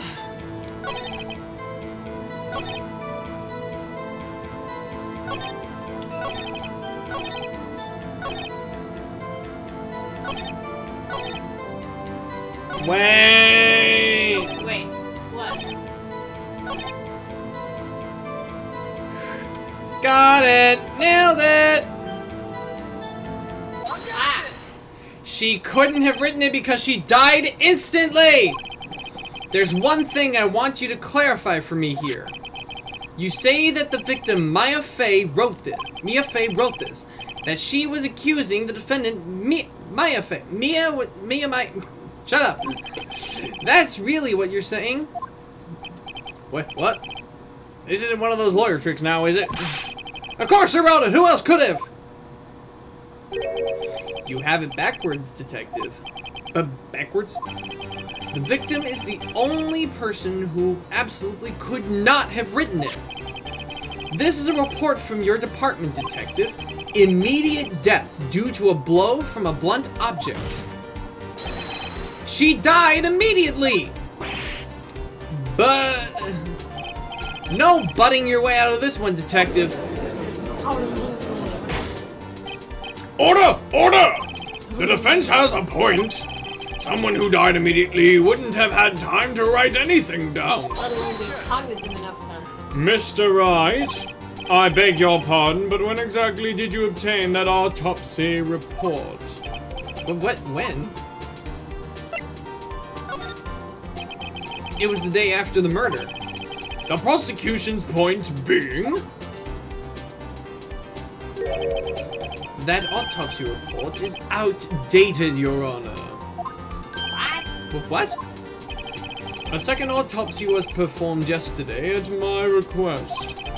Death was almost immediate due to a blow from a blunt object. But there is a possibility the victim lived for several minutes after the blow.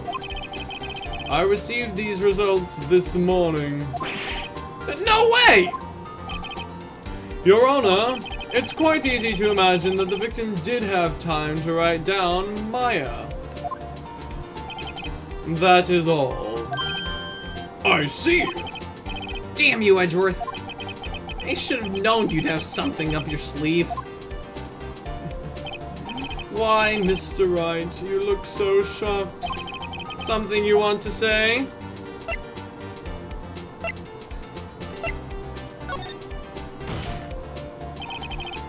Detective Gumshoe, you're a sham! How could you give me a faulty report? Huh? I thought... Detective Gumshoe? I'm disappointed in you handing in the wrong report like that. I'm sorry, sir. You are at fault, Detective. This isn't going to look good on your evaluation next month. What? Oh. Your Honor, I submit this report to the court. Understood. The court accepts the evidence. Autopsy report updated. Died from a blow from a blunt object. May have lived for a few minutes after being hit. Well, Your Honor, the evidence strongly suggests the victim was identifying the killer. I suppose that's the obvious conclusion, yes. Darn, this isn't good. The prosecution would like to call its next witness. This poor innocent girl saw the murder with her own eyes. Let the witness, Miss April May, take the stand. Exactly what part of her is innocent?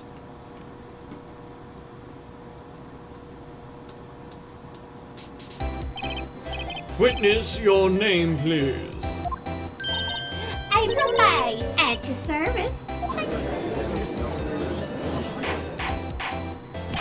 Order! An introduction should not require any reaction from the crowd. The witness will refrain from wanton winking. Oh, yes, Your Honor. This is not good. She's already captured the heart of every man in this courtroom. Bullshit. Tell us where you were on the night of September 5th when the murder occurred. Jay, I was like in my hotel room today. I checked in right after lunch. And this hotel is directly across from Fay & Company law offices. That's right, big boy. Please testify to the court about what you saw. The music is so bubbly. I guess it's not good. I guess that we're gonna have the witness testimony music now. It was like 9 o'clock at night. I looked out the window, you know. And then, I saw a woman with long hair being attacked. The one attacking her was the mousy girl sitting in the defendant's chair. Then the woman, dodged to one side and ran away. But that girl, she caught up to her and she hit her. And then the woman with the long hair, she kind of slumped. The end. That's all I saw. Every little bitsy witsy. Wait. Well, Your Honor, She jiggles her breasts suggestively. I see. This is a remarkably solid testimony. I don't see a need to trouble the witness any. Wait, Your Honor! Yes, Mr. Wright. What about my cross-examination? I thought the witness's testimony just now was quite firm, didn't you? I don't think it was her testimony that Mr. was Wright, firm. I understand you were Miss Maya's Miss Mia Faye. Miss Mia Faye's understudy, were you not? You must know her techniques well. Her cowardly way of finding tiny faults in perfectly good testimonies. Hey, how dare you! Well, Mr. Wright, will you cross-examine the witness? Yeah. There's some bullshit. She couldn't have got away. I am Because she was gladly lying proceed with against the the wall. cross-examination. If only because I have a feeling Edgeworth doesn't want me to. She has to have some weakness. Very well, you may begin your cross-examination. I know exactly what's going on here. What, even the running away bit? It was like 9 o'clock at night. I looked out the window, you I'm know. gonna press to be safe, but I'm pretty sure I know exactly what's going on. Hold it! Why did you do that? Huh? Why? Like, why what? Why did you look out the window? Were you expecting to see something? Oh, well, gee. What? That's it? She can't get out of this question that easily. I sort of, you know, I had a feeling. Well, I have a feeling she's trying to avoid the question. I have a feeling why the animator was quite horny when they designed her. What the hell? Maybe I should press her a little harder on this one? Yeah. Go for it. Let's see how far I can run with this. Probably not that. Surely you must have had a reason to look out the window at that time of night. Ooh. Mr. Wright, I will not have you badgering my witness. Yeah, this is weird. The badgering. You insist on needling her with these trivial questions. I really don't think it should be allowed. Yeah, stop him! The poor girl. Order! Mr. Wright, you have been warned. Poor girl. What about poor me? You looked out the window. What did you see next?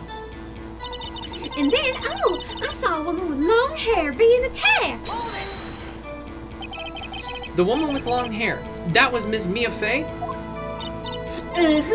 Slender, sort of. Well, some people might say pretty if that's your thing. Your thing? And the person attacking her? The one attacking her was the mousy girl sitting in the defendant's chair. Hold it! How do you know she was the defendant? Huh? Well, you know, she had a girlish physique. Women know these things. Look, I just know, okay? There was only one person at the scene of the crime, with a short girlish figure. The testimony is bulletproof, Your Honor. He's right. I question the testimony. I question the testimony! Hold on a minute! That testimony stinks! What? Yeah? Ms. May, I'm willing to bet that Lying. you're lying. Are you telling the truth? Did you really see the defendant? Mr. Wright, what's the meaning of this? Yes, what is the meaning? Somebody tell me because I'm clueless about this, I mean. Okay, if you had really witnessed my client, Ms. Maya Fey, you would have noticed her clothes before noticing her physique. Ah, got him! No one wears clothes like this on a daily basis, except her. And I'm no expert on fashion, but her hairdo looks far from normal to me. Why would you insult her top knot like that? However, the witness's testimony mentions neither of these things.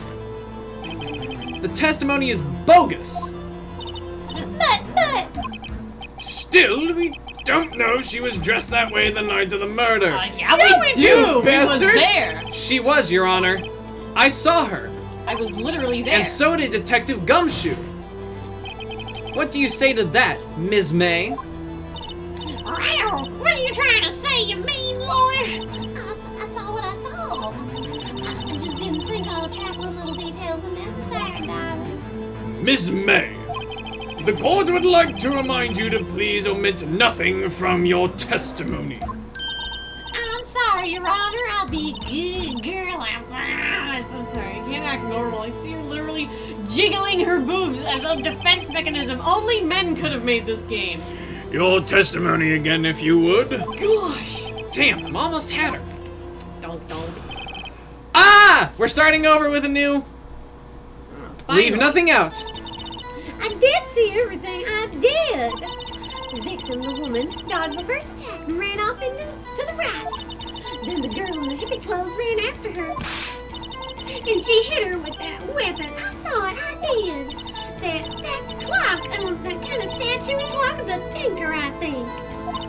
Well, does the accuracy of my report not startle you, Tee-hee? The accuracy of the report completely startles me. I see. How could you have known? I only wish you had been so detailed from the beginning.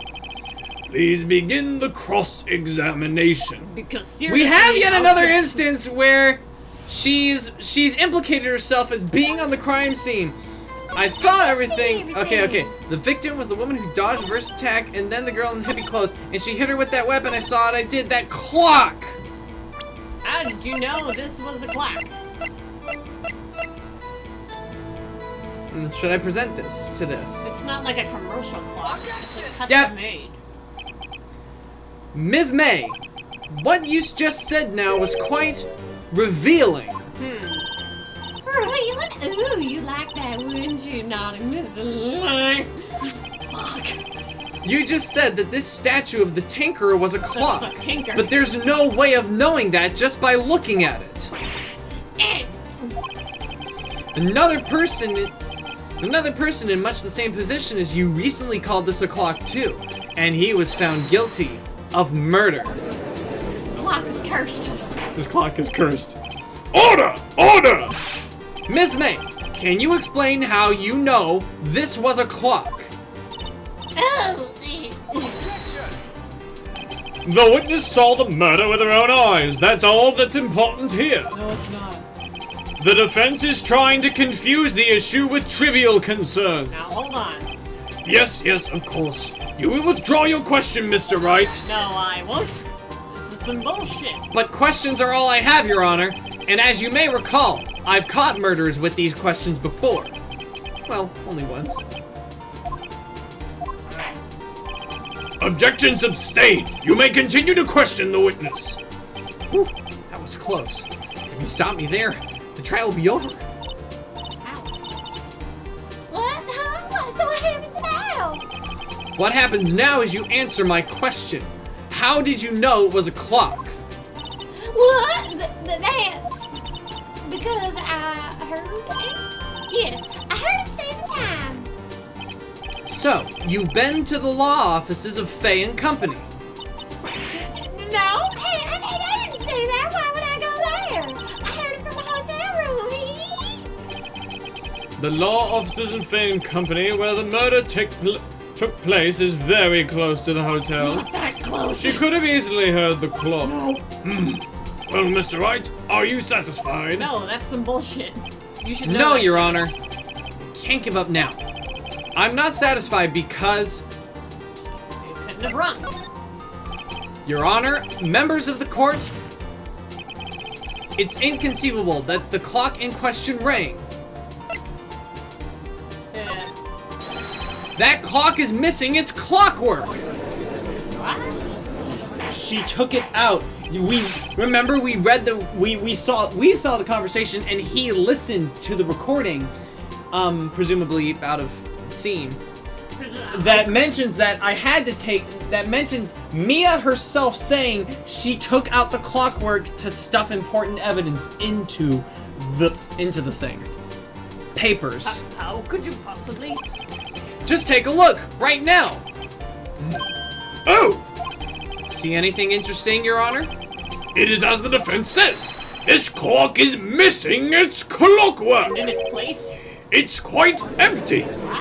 The murderer was the one who didn't want the evidence getting out, Mr. Wright! and so came and stole the evidence. If the because judge gets in the cutscene that you weren't here for, the guy who came and approached and killed Ms. Mia Fey, this guy, he instantly knew where the evidence was hidden because he's just way too smart for her.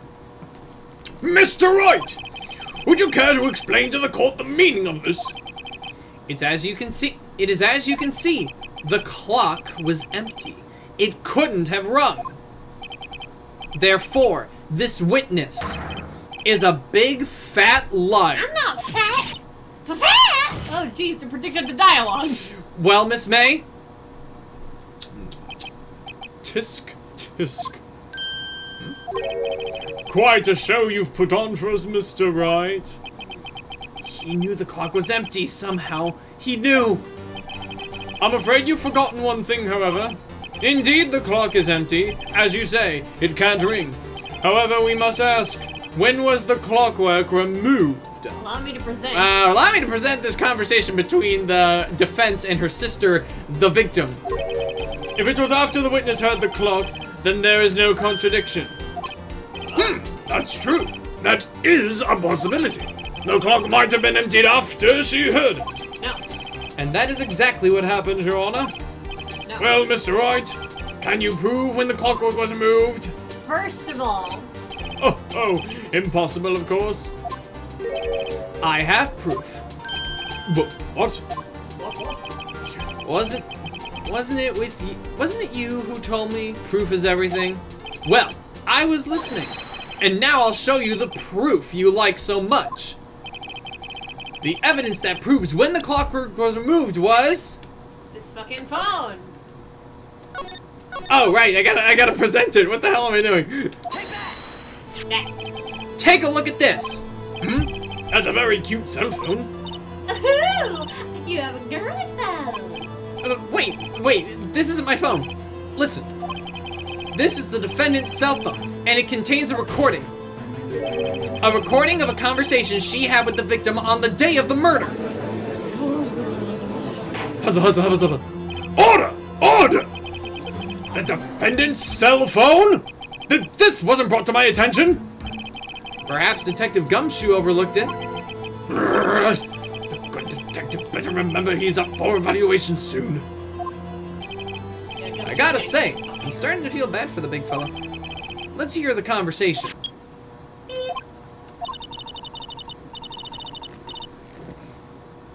So you just want me to hold on to the thinker for you then? If you could. I should probably tell you. I should probably tell you, the clock isn't talking right now. Huh? It's not working? That's lame. I had to take the clockwork out. Sorry. September 5th, 9:27 a.m. Your Honor, I think this makes it clear the clockwork was already gone by the time this was recorded, which was well before the witness even arrived at her hotel. Well, Miss May, would you care to explain this to the court? Just how did you know that weapon was a clock? What's a clock? Well, is it, you know, obvious? I saw that clock before.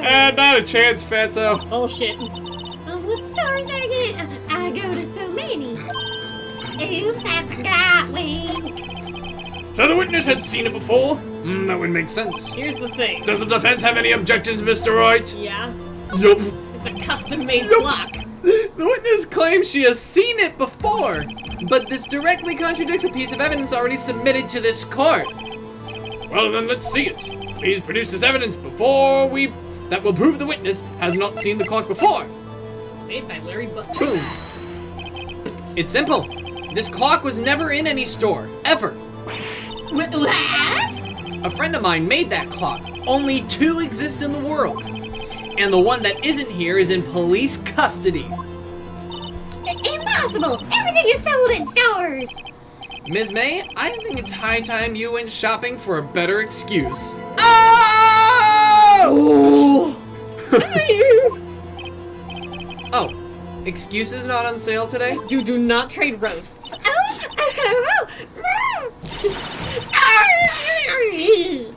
Her button's spinning. Oh shit! Your tits are falling off. Oh, man. What's it to you, porcupine head? That stupid clock doesn't matter, okay? Did not see that coming. She did, and she should die for it. Die! What an aggressive bitch! Whoa! Let's not get ahead of ourselves. Here's some- This is a court of law, and the witness will remain calm. No! I'm a JoJo villain now! Oh, a Sicilian ear. She's Did losing I, it. lose it? Completely and entirely, absolutely! I guess I did. Boo wiggle wing. That's what she's doing! Wait, who made this game? I need to punch them in the face. What the frick?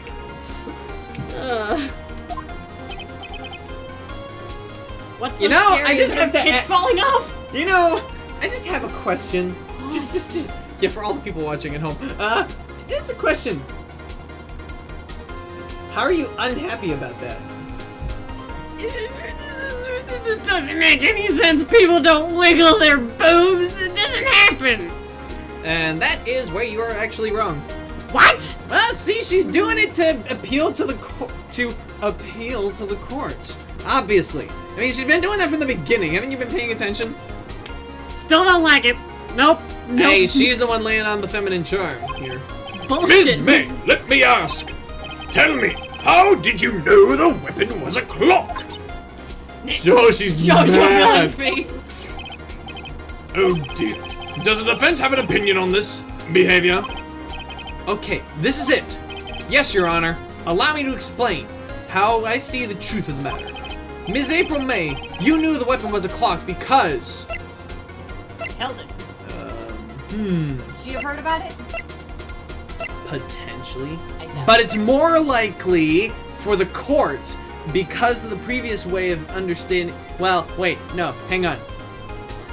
No, because she couldn't have known it was a clock from the time of the murder, so she would have had to have heard about it. The witness had never held the clock in her hand. However, she had heard that it was a clock. She heard? That is correct, Your Honor. There is no other way she could have known the thinker was a clock. And I can show you the proof. Well, this is interesting. Let's see it then. Show me the evidence proving that the witness had heard the murder weapon was a clock. Got that one for me? Because I don't get it. Oh, wait.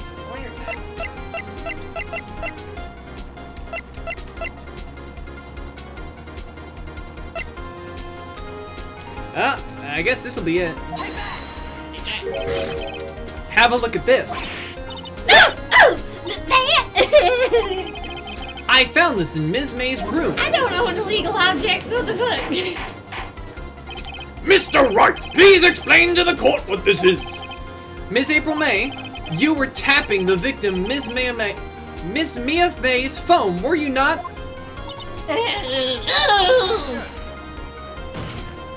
Your Honor, this is irrelevant. I'm not entirely sure that it is. Objection overruled. It troubles me that our witness was in possession of a wiretap. This is outrageous. Does the defense truly claim the witness was tapping her phone? Absolutely. Even if that is the case, which it's not, you still have to prove one thing. Did the victim ever say that the weapon was a clock on the phone? Yes. Can you prove that? I think not. Oh yeah? I think I can. It's simple. What? Here's my proof. The proof that the victim said on the phone that the weapon was a clock. Is this shit? It's the phone conversation itself. I present the defendant's cell phone. Yes, we've seen that. Listen once more to the conversation between the defendant and the victim. Mia, what's up? You haven't called in a while. Well, actually, there's something I want you to hold on for me. Again? What is it this time? It's a clock.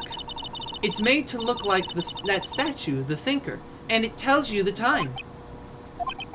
Ms. April May, you used a wiretap to listen to this conversation. That's how you knew the thinker was a clock. Am I wrong? Your Honor, this is ridiculous. Your Honor, look at the witness's face. Does she seem amused to you? The defense demands an answer. Witness, answer the question. Did you tap her cell phone? Oh, did you tap a phone? I don't... Not specifically the cell phone. We'd have to tap the phone of... Did you tap the phone? Ms. May! I can't talk to you. Shut up, all you. What gives you the right to talk to me like this? You lawyer! I mean, I'm a lawyer. It's no fair. Oh, you be ganging up on me like that. Oh, so I'm the bad girl who said it. He said it. Yes. Yeah. Bitch. Suck. Away! Oh, come on, be a little more convincing. Oh, that didn't. The court's seeing the real Miss April May now. Now to deal the final blow. It's tough. I'd say why the wire. Why the wire? Why did you tap her phone? Answer the question. Do I have to? Isn't this a murder trial? Tippity tapping her irrelevant. No, it's not! Tippity tapping is very relevant. She's saying exactly what Edgeworth wants her to say. Ms. May, you were tapping the victim's phone. I hardly call that irrelevant. It's very relevant. Any information we have about what happened beforehand. While the court does not condone the defense's tone of voice, he has a point. Well, Miss May, do you have an explanation for the court? Can you prove you had nothing to do with this murder, even though you tapped her phone? Ha! I'd like to see her pull that off. Mr. Lawyer, I saw that evil grin. You were probably thinking I'd like to see her pull that off, weren't you? Damn, she's good. Well, you're not the first man who saw that, and of course I can and will. You can't be serious. No way. Way, I say, way. Oh, and I assure you I'm serious, Mr. Lawyer. Okay, so the killing happened around 9 at night. Why, that's just when I was getting room service from that sweet bellboy. Ah, yes, that sweet bellboy. That wonderful bellboy. Rooms. Room service? Iced coffee, I believe it was. Iced coffee, you know, like normal coffee, but cold. Yes, I know what iced coffee is, Miss May. Your day. If you don't drink it quick, the ice melts and then you have regular cold coffee. Yes, I know what iced coffee is. Iced coffee. I know what iced coffee is. I think I'm making this up. Ask the bellboy. Wink. Ah, that's a really good idea. Ergo, the witness was not on the scene at the time of the murder. That wasn't even the question I asked. Hold on. Hold So- on a minute. Where does that leave us? I have something to... What? Hold on. If I could knock on a curtain. Hello, you back there? Hold on! I was just thinking, like... You know, I'm it says... thinking Phoenix Wright is so weirded out by the iced coffee thing is because iced coffee wasn't popular yet. I guess. I could be wrong. I mean, it Either was way. early 2000s. Don't you think iced coffee was just picking up? So, like, stay with the current trend. Oh, by the way, I noticed we only have one concurrent viewer, so I think we're kind of in the same boat as last week. Nobody's here. Maybe Is not. anyone here at all. Well, I don't know. The one person who's there It's is nice not to have active in you the here. chat, and it is nice if anyone's out there. Hello, and if Love anybody you. is out here watching this not live, hello. How's it spicing, Bison? All right. Well, considering how this game's rolling about, I think we'll probably go ahead and see what we can do about this trial, and then we'll decide what to do from there. We'll just finish her up and, Well, that the witness appears to have been tapping the victim's cell phone. telephone. Not Telephone, I keep forgetting. You can literally However, see- hold it on, was a hold on. separate crime. Here's something I remember from the crime scene. It's the dude who mentioned the phone looks like somebody tried to dismantle it. Screws missing. Yep. She tapped the office phone, so stop Yep. saying cell phone before And she had I a whack screwdriver ya. in a drawer and everything. However, that is a separate crime with no bearing on the current case whatsoever. I'm sorry, but you're not, no. Wait. Guys, any information about what happened before the murder took place is what we need. Her testimony stands. She saw the defendant, Maya Fay, commit murder. No, she didn't. No, they're going to just let her walk away. There's no way I can win this unless time is made to the murder somehow. Well, does the defense have anything to say? Well, come on, think of something. Well, the bellboy is a witness. The defense would like to call the hotel bellboy as a witness. There's something suspicious here, and I'm going to get to the bottom of it. I think it's quite low enough already. I object to you calling the bellboy. Why? What? Why? What's your reason? Because I hold that wiretapping had nothing to do with the killing. However, if you agree to the one condition, I'll consent to calling this witness. Condition? If Miss April May's alibi is not called into question after you examine the bellboy, then you will recognize that Miss April May was not the killer, and thus she is innocent. And thereby you must also accept the verdict of guilty for Miss Maya Fey. And that is my condition. What? I'd better find something suspicious in that bellboy's testimony. Otherwise, Maya will be declared guilty on the spot. Also, That's not legal. No, it isn't This legal. is not accurate. Welcome to clown court. We end every trial with confetti here. I wonder how many clowns Edgeworth can fit in his car. Oh my gosh, it's so silly. Welcome to clown college. I swear, like Phoenix will say something, it's evidence, and then like, and then Edgeworth will say, no, it isn't. And then it's like, and then the judge will like, hold on, let him finish. And he's like, this is evidence, and it proves this. Hang on. And Edgeworth is like, damn it, but no, it's not. And he's like, yes, like- it is, bitch. What is this? It's evidence. No, it's not. Hush, let him finish. Proves point. You're a little shit. I'm very happy for you. Hush! The prosecution will refrain. Judge, I'm very happy for you. I'll let you finish, but this is clearly not evidence. Okay. Anyway, no. What was I saying? Talking about clown court. Oh Maya's yeah, guilty. clown court. Let's go. What should I do? Accept the condition. I want to talk to this bellboy because he's suspicious AF. All right, I got nothing to lose except for, well, everything. But I'm pretty sure this bellboy's Understood. gonna be full of shit. I think. But if the bellboy tells the truth, it's gonna prove Fool. everything. You fell right into my trap. Wait. Bunk. Very well. The court calls the hotel bellboy to the stand. Is he here? Well, the bailiff will get him if not. I believe we're ready for the witness to testify. It's time for He certainly does look like a bellboy. He also looks like a sugar daddy. Holy shit! Yes, sir. Now this is an over-sexualization that can I make sense. received your summons in the middle of work, sir, and I'm happy to be of service. That tea set looks rather heavy, so without further ado, the witness may begin his testimony. Very good, sir. I'll let you have this one, yeah. I can do witnesses. Ms. Good. May's room service. I am the head bellboy at the fine Gatewater Hotel, in the business for 4 generations. I believe I received a call at 8 o'clock in the evening from our guest, Miss May. She asked for an iced coffee to be brought to her at 9 o'clock on the dot, sir. I brought it to her at precisely the requested time, of course. And I delivered the iced coffee to our guest, Miss May herself. Oh, he fucked everything up. What, by telling the truth? Yes. He delivered the coffee at 9. The murder happened at 9. Thus, Ms. May could not have witnessed the murder in any capacity. Because she was What getting her bullshit! damn coffee! She was getting her fucking coffee. She's fucked. Defense may begin its cross-examination even though none is necessary whatsoever because everything is bullshit.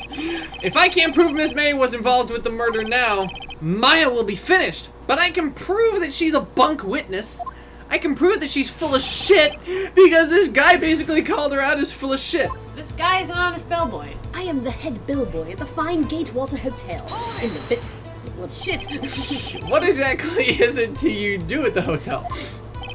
Why, anything required of me, sir. Anything. I check in guests. I check out That got guests. sexual really quick. Oh, hold on. You're not telling me Miss May didn't try to fuck this man. No, I'm not saying that, but I didn't think you'd make the joke that early. I check in guests. I check out guests. Fucking. I clean rooms. I make beds. I do anything else anyway. I even deliver room service. Goods and/or room services. I checked Miss May in personally. Sure you did.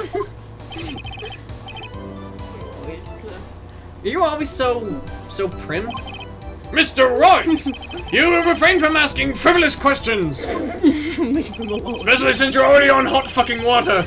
I believe I received a call after 8 o'clock in the evening from our guest, Miss May. She asked for an iced coffee to be brought to her at 9 o'clock on the dot, sir. I brought it to her at precisely the requested time, of course, and I delivered the iced coffee to her guest, Miss May herself. Alright, brought it? Okay. Iced coffee to be brought to her at 9 on the dot. And he did it exactly at the requested time. And I brought it to her at precisely the requested time.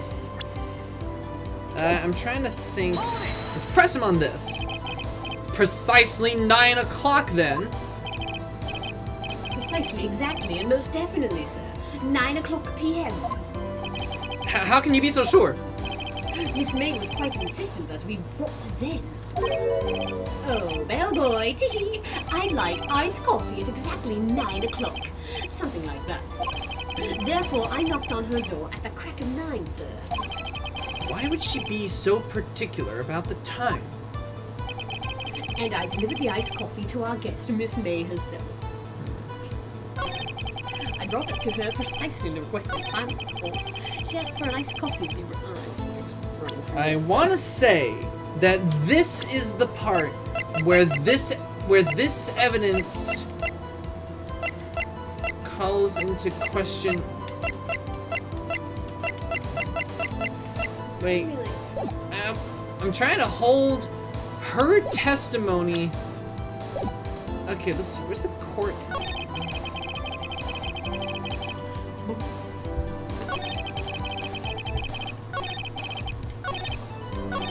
Right. So, received a call at A. You sure it was Miss May? Are you sure it was Miss May on the phone? Absolutely, sir. How can you be so certain? I checked Miss May in personally, sir. Not only did I see her in all her stunning radiance, but I also heard her voice. And then I saw them, and I... The point being, I remembered her quite well, sir. Holy shit. Talking about tits and crocodile. Hey, come on, it's relevant to the case, I'm certain. Yes, what then? She asked for an iced coffee to be brought to her at 9 o'clock on the dot, sir. Okay. Oh, wait, no, hang on. No, this is what I want to press him on. Hold on. Precisely 9 then? Precisely, exactly. Oh, wait, no. Wait. No, that's not what I want to press him on. I want to press him on the previous statement. She asked for it to be brought precisely at 9. Hold it. 9 on the dot, you say? Yes, I confirmed that detail several times. Yeah, I keep confirming it to myself over and over again. She was watching a program on the TV and wished to drink after she finished, sir. 9 o'clock. The time of the murder! I brought it to her at precisely the requested time, of course. Okay, now let's see what he says to this. You are sure it was Ms. April May herself? Absolutely, sir. Absolutely? Yes, sir. As in, so very absolutely, sir. It's an endearing mannerism of mine. You're lucky you're endeared to me, otherwise Endearing is not exactly what I'd call it. I don't know, I kind of crack you over the head with my knitting needles. How come you're so very certain? Well, when I brought the room service, the guest favored me with an embracer, sir. What? Embracer? Is that French for embrace? It's French for kiss, sir. But not a French kiss, sir. More of a peck on the cheek. But why would she have done that? I believe perhaps she was momentarily swayed by my prim demeanor, sir. More like she was trying to distract you from a murder that she knew was happening and that she was letting out information to someone else, which is how the murderer knew that the evidence was stored in the clock, because she was tapping the phone to find out. It was a moment I shall never ever forget, sir. I'm all over this case, like top to bottom, I got it. I think our Ms. May was up to something and wanted the bellboy to remember her. It's no good. There's nothing there. Is that it? Tisk tisk. Finally, you understand. This bellboy has absolutely no reason to lie. Now, if you have any decency, you will end this rather tedious cross-examination here. It was a bit tedious. The witness may leave the stand. I can't let this happen, can I? Protest. Wait! Please, wait! Yes? Does the defense have something to add? One last question. Let me ask one last question. Your Honor, I must object. This charade of justice has gone on long enough. Now, Mr. Edgeworth. Don't be a little piss baby about it. Don't be a little pissant. All right, Mr. Wright, I'll give you one more question. That's all. Okay. This is really it. Now, this is my last chance. What do I ask him about?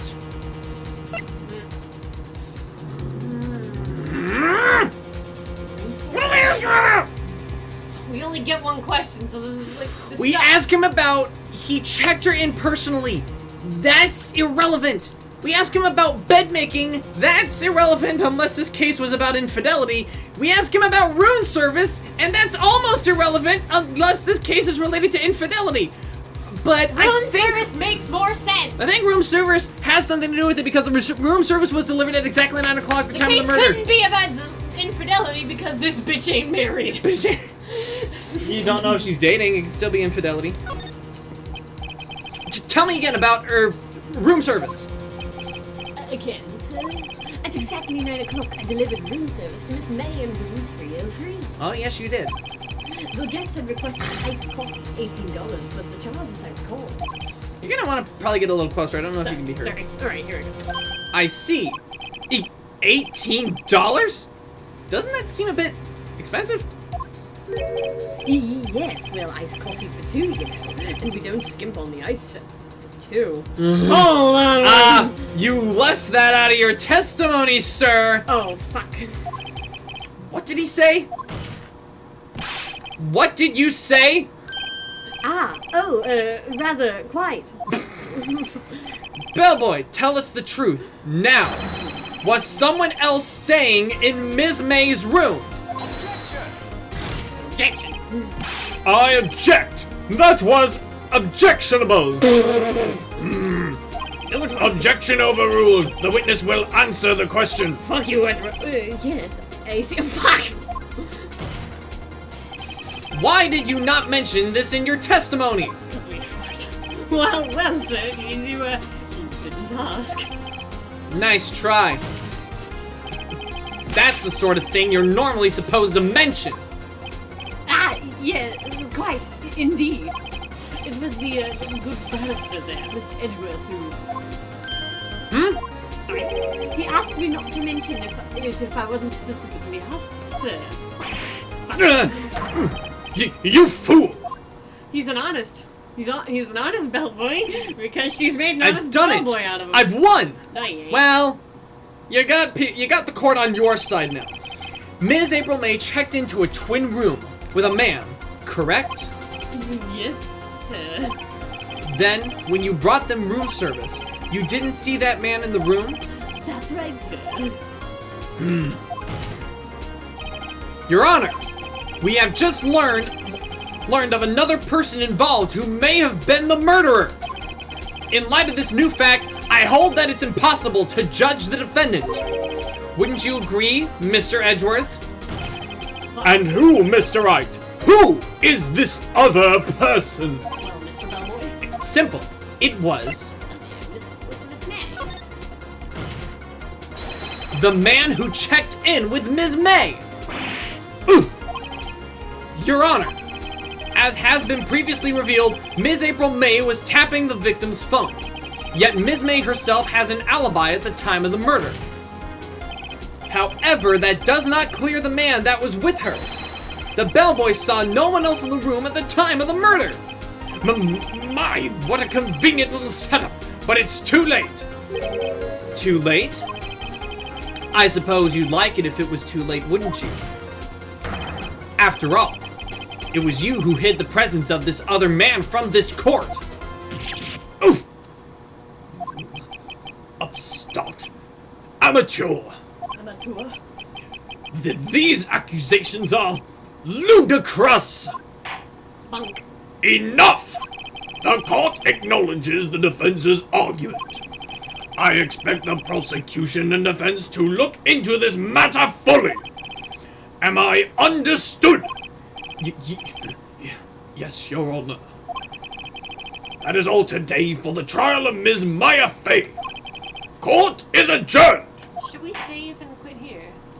No! I want to finish this trial. The trial. Alright. I said I wanted to see what happens after the trial. This trial could actually go on for a while. Mr. Wright! You were amazing in there! Really? Nod. I think I might be your newest fan! Nod. Oh, I was just doing my job, you know? I won't get paid if I Then don't. again, the other attorney was pretty cool too. Huh? That face of his, with the wide eyes and the trembling lips. Sexy. It shivers up my spine. Sexy Edgeworth. If you say so. So, Sexy. what happens with me? Do I get to go home now? No. Well... No, I don't think so. Not yet. Oh, I see. But I got a great... But I got a great lead in today's trial. A lead? That man with Ms. May. He's the key.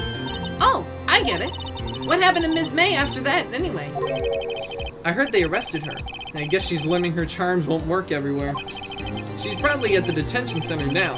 I may have to go down there later. Anyway, this case is far from closed. Yes, sir. I'm going out to find out more about this man. Do you think he was the one who... Maybe so. What's this? Don't worry.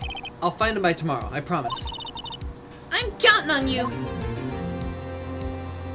Some bitches really do be murdering people. I asked for a no reason. full record of April May's testimony. I thought it might come in handy during the trial tomorrow. But now that I have it, I'm not so sure. Most of her testimony was all lies. In fact, there's only one part that hasn't been stricken from the record. The victim dodged an attack, then ran to the right, but she was caught and struck. I don't know how much good this will do me at all now. Anyway, time to hit the pavement and do some investigating. Oh yeah, crime scene time. Maya doesn't belong in that detention center, and it's time for me. It's up to me to set her free. Up to me to set her free. Let's Up get to her me. yeeted Up the to fuck me. outta Up here. to me to set her free. Wait. To be continued. Wait a minute. Sure, save my progress up to this point. Wait a minute. What the fuck? All right, let's get back into it. Okay, for a second I thought we were moving on to game 3 because I haven't September seen the 7th, 3:11 p.m. Detention Center, visitors room. Oh no, Pinky! Well, hello! I didn't expect anyone to visit me in such a dang place as this. It's really quite moving. Not, you stinking liar! I hope you die! Have you come to laugh? Yes, laugh at the fallen Miss May! Now, No, not really. There's something I wanted to ask. Unfortunately, there is nothing I want to be asked. Haven't you done enough questioning, you spiky head? Here we go again. Please, you're scaring the security guard. So, what is it you wish to ask me then? For starters, how did you get to be so totally whacked?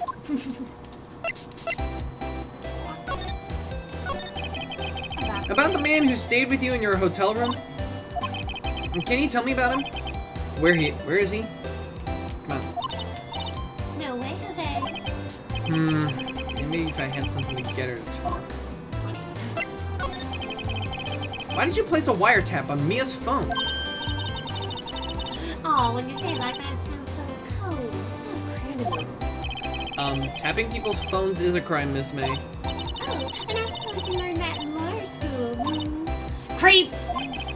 This woman is impossible to talk to. Say, why are you so angry? I mean, you don't look like a bad person. Oh, that doesn't bottom-feeding, scum-sucking lawyer! But bottom? I can't tell. Does she have the thing against lawyers? Just against me.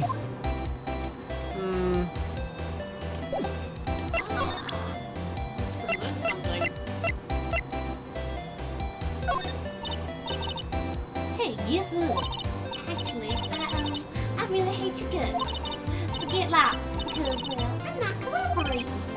Thanks, I noticed. Okay, same difference. Bullshit!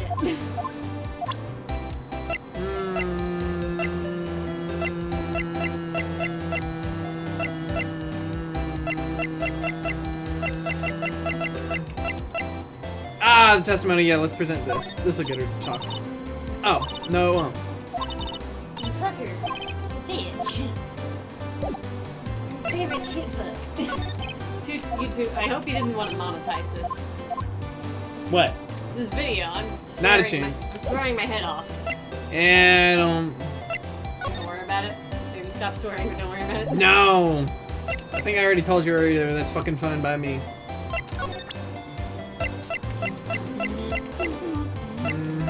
What if we showed her your badge? Yeah, she still hates me. Yeah, okay, okay, outside of evidence. We're just showing her everything, right? I'm trying. Okay, zoom in. Like, where are you zooming? Why did I X out of the...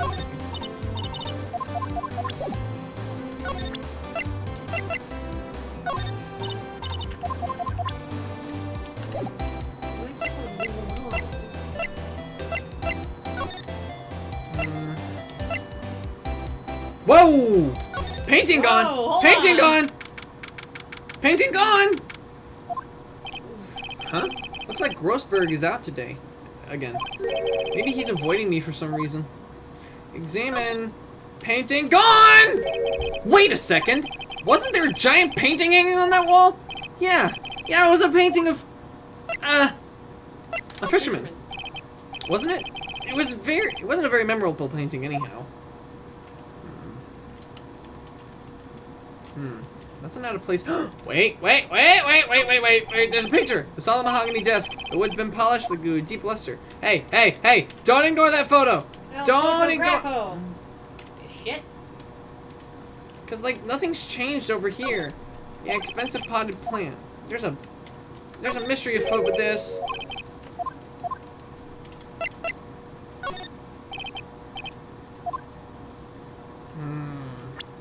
This is interesting. Well, suppose we should probably go to the Gatewater Hotel. Oh, I know what'll get her to talk! The screwdriver! I'm gonna be taking that. Ah, welcome, sir. Quite the performance today, if I dare say so myself. Oh, thanks. Sorry for putting you on the spot like that. No, not at all, sir.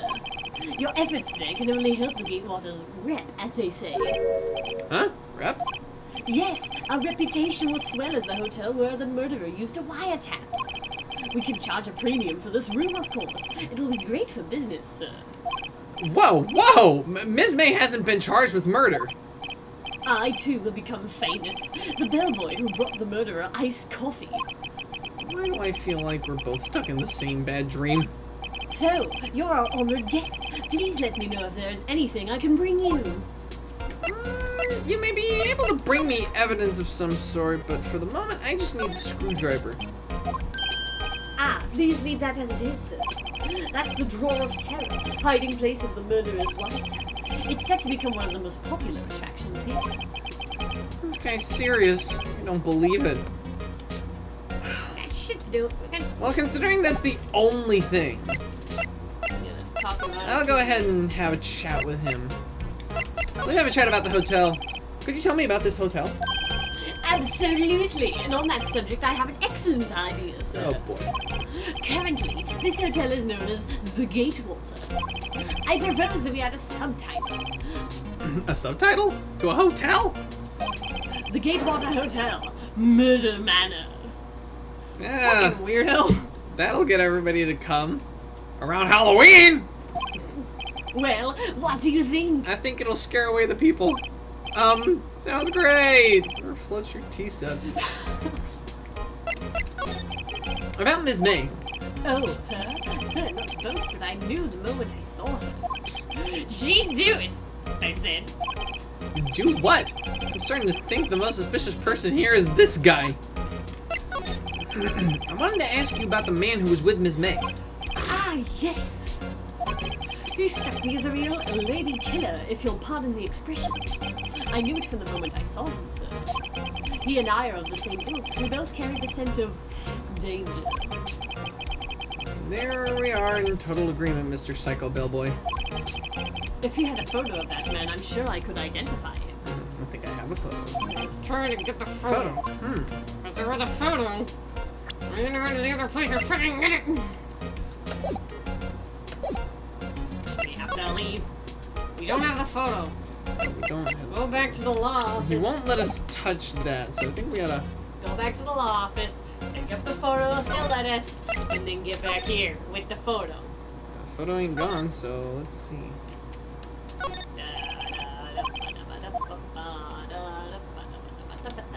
Okay, we can't get it.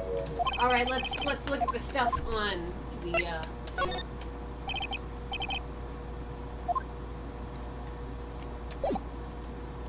Okay, let's go back to Fanco offices. The scene of the crime.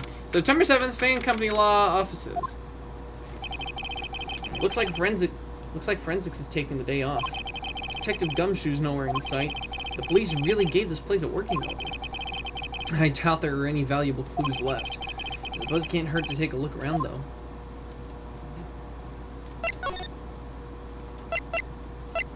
I want that photograph. Did the photograph disappear? Looks like it disappeared.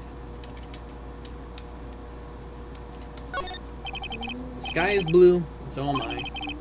There's that hotel right across the way. Plant. Mia's favorite potted plant. I guess I'll have to water it now. An old movie poster. Apparently, this was the first movie that made Mia cry when she saw it. I'll have to check it out one of these days. You couldn't cram more legal books in here, even if you wanted to. In all cases, the chief worked on a file here. Are some of the files missing? Nah, I'm imagining things. No, I think you should look into that shit. Mia's desk. Perfectly clean, as always. The only thing it's missing is Mia. These are just getting sad. Stop it, you're making me feel an emotion, damn it. Okay, well... I'm getting nowhere here. Back to the detention center. You again? Just take a hit and stay gone. Hey, the only reason I'm back here is because you won't talk to me. Oh, so it's my fault now. You don't just have spiky hair, you also have a spiky heart. Oh, dry up. That does it. When this case is done, I'm shaving my head. Hi, Sonic. About the man who stayed with you in your hotel room. Can you tell me about him? Where is he? I'm not telling. Look, he's being accused of murder. I don't think you want to be protecting him. Would you have sold out the late Miss Fay to the cops? No. See? Damn! Maybe if I had something to get her to talk. Like money.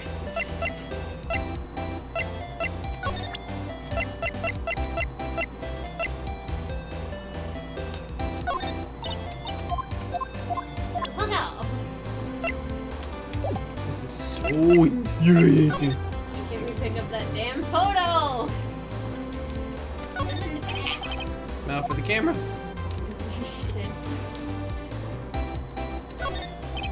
This guard monitors the visitor's room. He hasn't moved an inch. A real pro, this guy. Really good at Or maybe he just doesn't get to see a lot of women like Miss May. Okay. Okay, so I've examined everything, I've talked everything, I've presented everything, I gotta move! There's The only nothing here! explanation is the damn photo, but they won't let us burn the damn photo. Let us examine the items on the desk since we haven't done Let's that. continue examining. Not looking to have any case, and if I'm not mistaken, the lighter's made of solid gold. Ooh. Alright, look at the Potted lamp. plant. The lamp looks like it ain't been examined. The lamp is part of the desk. Expensive looking mahogany. Funny. They don't look like they've ever been read. And done. That's it. Wait, wait. Whoa, wait! What's this? Old photos? There are two lying around. Something's been written in pencil on the backs. DL6 Incident Exhibit A, DL6 Incident Exhibit B. Let's take a look at these. I'm sure I've seen this person somewhere. Perhaps I'll borrow this photo. I'm sure no one will miss just one little photo. And it might be a valuable clue. I'll take it for now.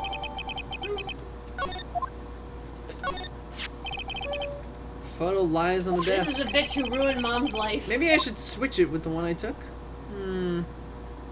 Swap photos. I think I'll swap them.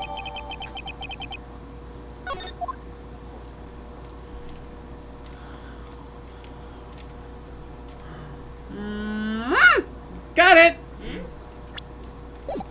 I'll take that photo to Miss May. Or whatever you're playing. No, I want to take this photo to the one who will actually recognize the person and actually tell me something about it. I'll take I'll take the picture of the mother to Miss May. Take a look at this photo. That's him. Detective. Ah, that's right. I'm the lawyer. Oh, I know that. I just wanted to say detective once. You know how it is. No, I don't know how it is, you weirdo. I do. No, I don't. Without a doubt, that is the man who checked in with Miss April May. How about I write an affidavit swearing that it's him? An affidavit? An affidavit? This guy's way too excited. Just have him write it. Well, sure, why not? Yes! I've always wanted to write an affidavit, sir. From henceforth, I will be known as the bellboy who swore the affidavit. Just hurry up and write it. This guy's giving me a headache. Weirdo. Not even Miss May can play dumb to this. Ah, more evidence!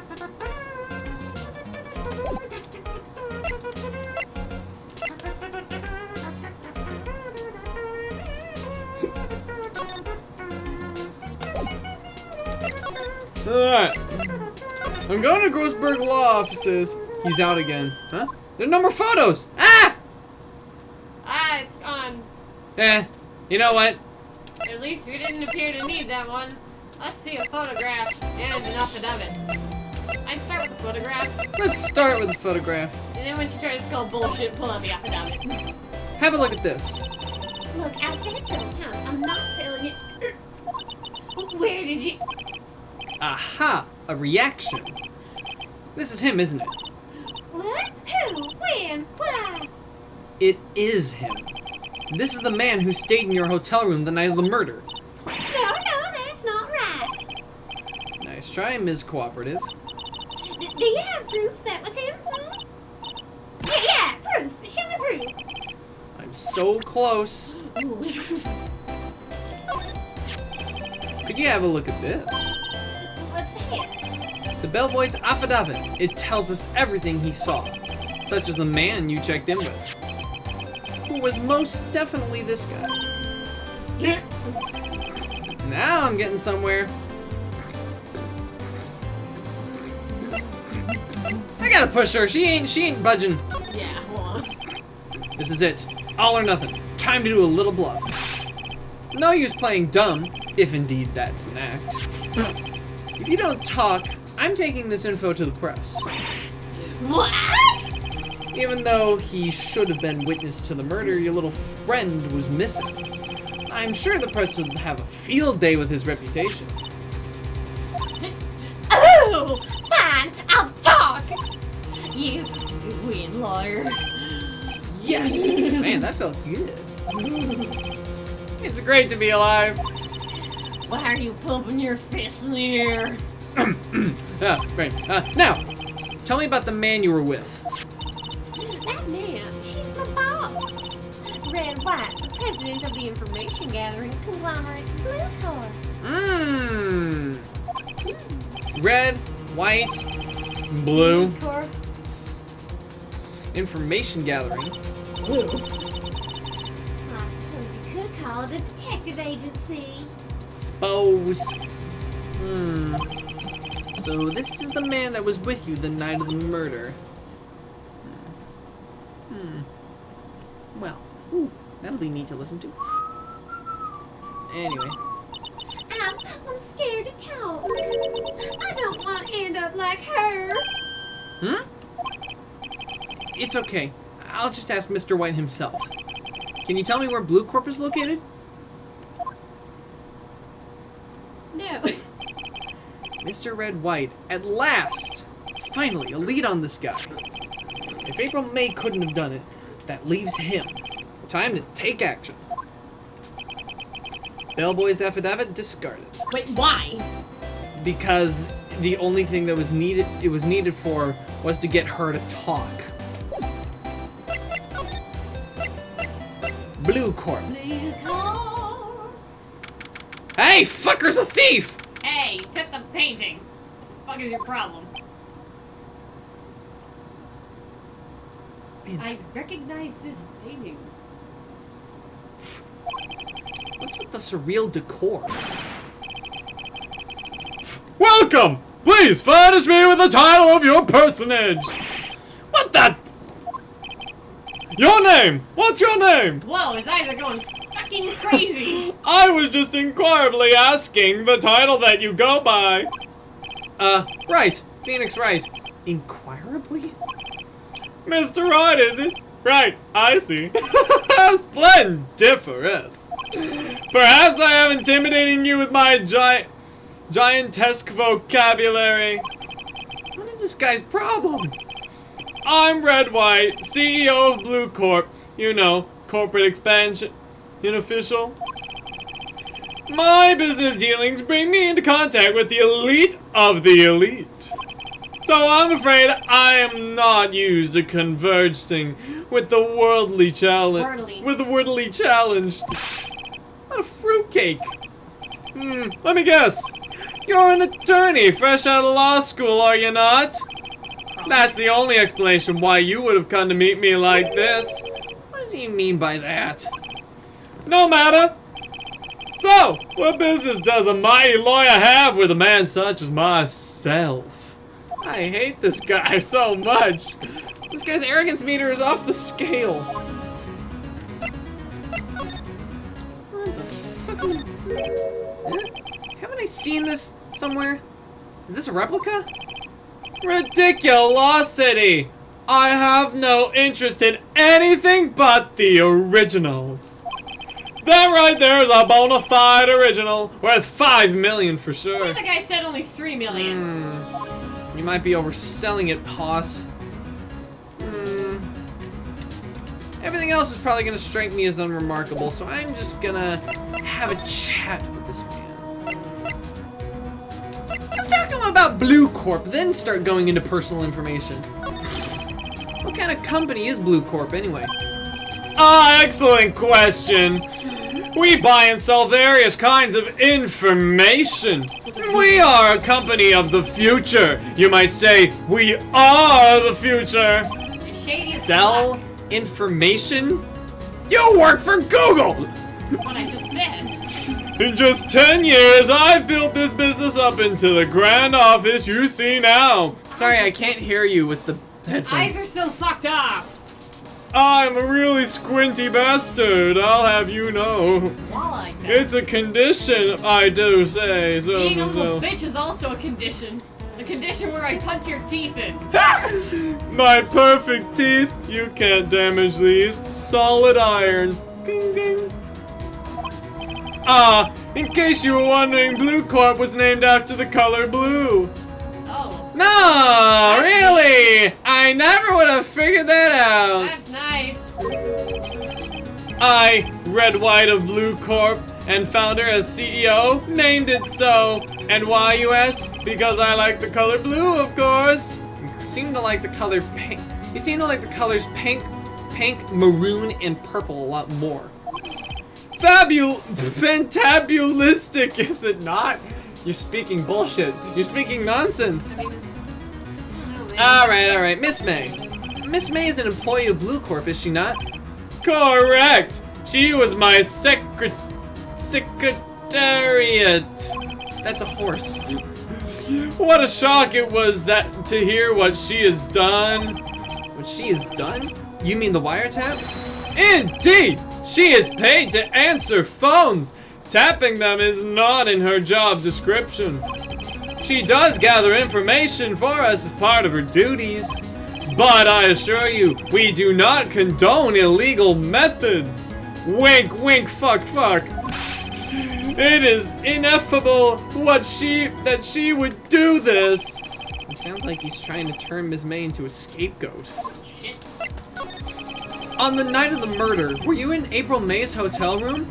Who can say? I seldom pay attention to mundane details such as time and place. You know, like, My motto is, don't worry, be happy. Still, Mr. White, the hotel bellboy has stated on record that he does remember you very clearly.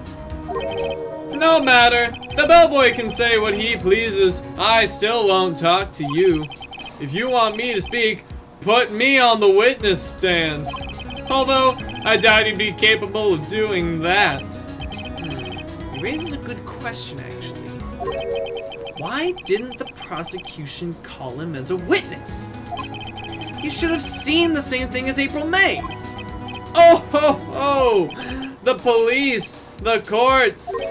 To me, they are mere toys, playthings for my amusement. hey, the exact issue with the cops today. There's something that's been bothering me. Yes, what might that be? That big painting on the wall over there. I've seen it before. You know, I've actually seen that painting before. Oh? Just yesterday, actually. Your point being? It sounds like you stole it. My point is simple. Or rather, my question is simple. Why is that painting hanging on your wall? Mr. Wrong, was it? Right. It appears you do not fully grasp your position here. I ask again, who are you? Huh? A lawyer? No, my feeble friend. A mere lawyer. Worth nothing, zilch, zippo, nada. Just like that sorry excuse for an attorney grody burger. What? Did you kill him? Okay, ooh! He punched me!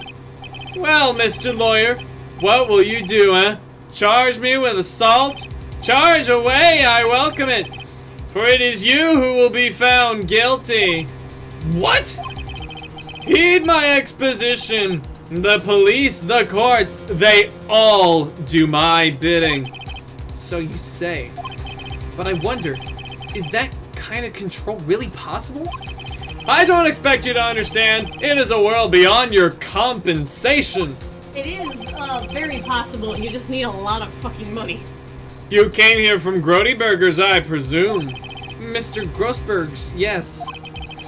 Then you must ask him, why is it that this painting of his hangs here? Perhaps he'll tell you?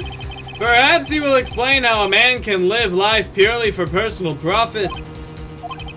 Go now, skedaddle. There is nothing more to discuss. I think I will go. That actually sounds like a good idea. This is good. That's a good idea right now. Fuck out I'm gonna go talk to Grossberg. Huh? I don't think he's noticed me standing here. Maybe I should clear my throat. Ahem! Jumping Jehoshaphat!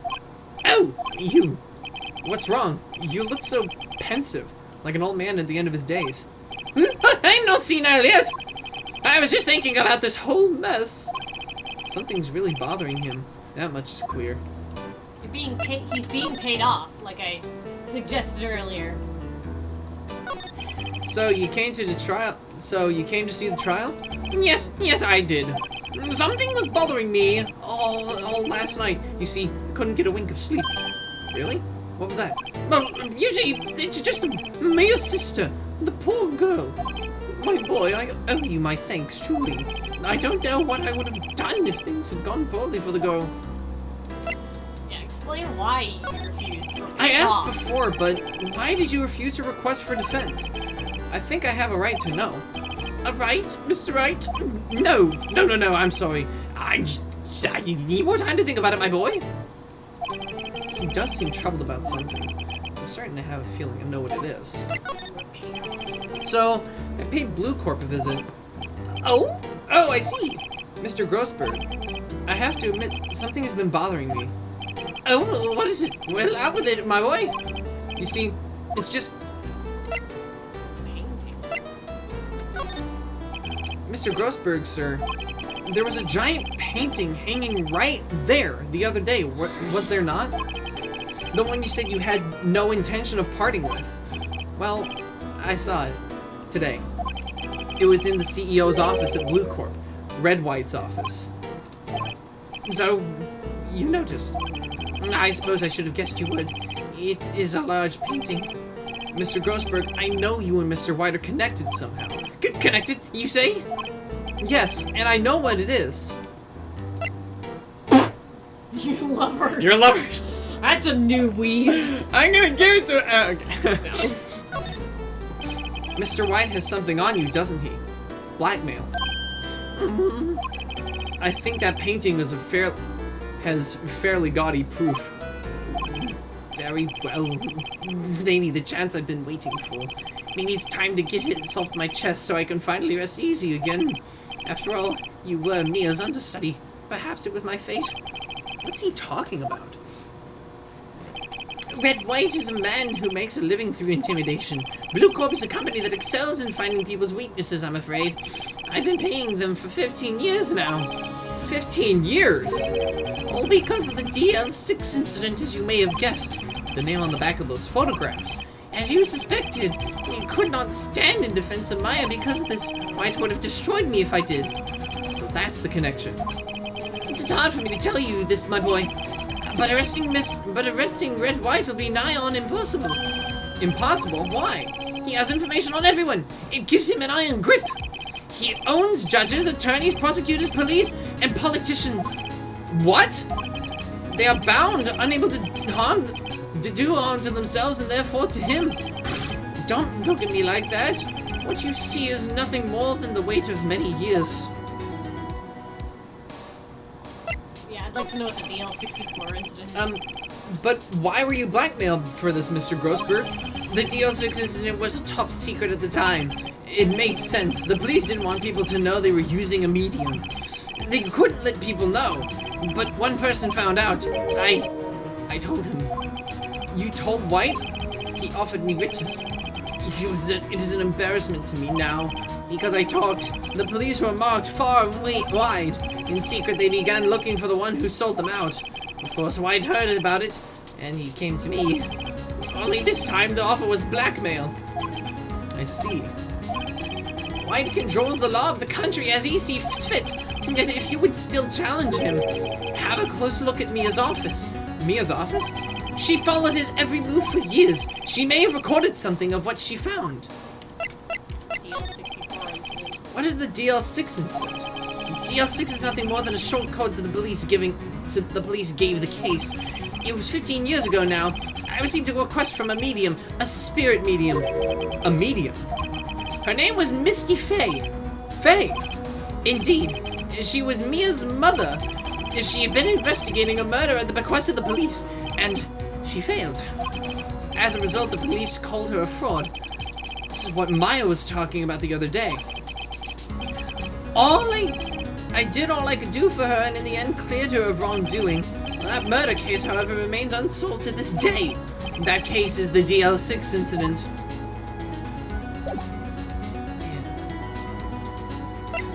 Well, he told me to check the offices. It's funny. Looking at this room, it seems so normal. Hard to imagine a murder took place here. Grossberg said there was clues, and I know where the clues are. Files, probably. All the cases the chief ever worked on. They're all in alphabetical order. Let's take a look. Which file should I look at? A through I. Let's see if there's an A record in this file. Matches my I. A, B, F. Misty Faye! That's me and Maya's mother! That's even better than D. Should I take a look? Read it! I have tarnished the Faye name, leaving only these words, my mother vanished. I was determined to find the ones who made my mother blame herself in this way. Using the power that runs in my family, I held an audience with the dead. Finally, the names of two men surfaced. One was Marvin Grossberg, the lawyer who sold my mother's information for riches. The other was the man who sold that information to the press. This parasite who makes his fortune on threats and coercion. His name is... The record stops there. So Mia knew Grossberg.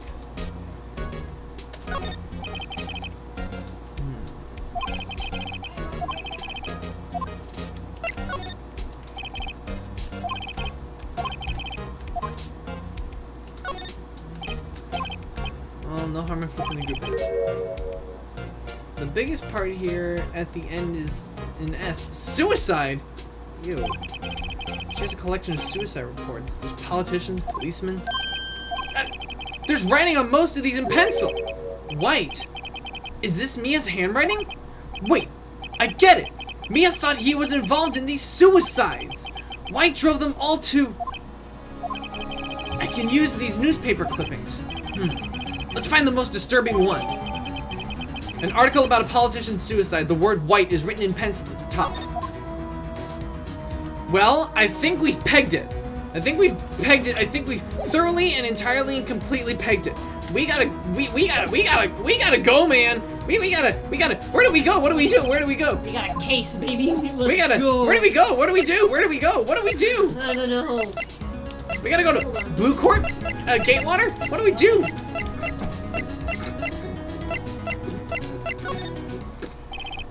Apparently Ms. May is in questioning. I doubt they'll let me talk to her today.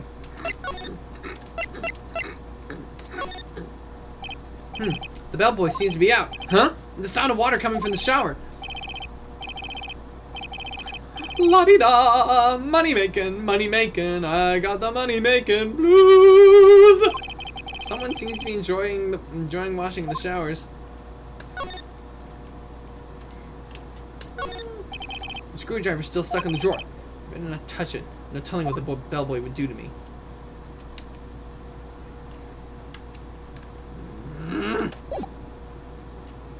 There's nothing to do here.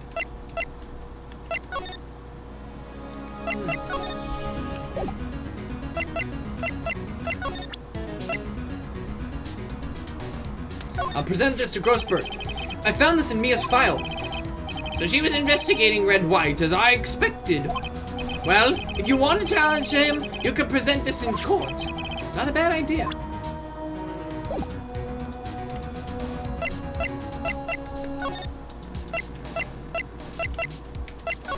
Let's see.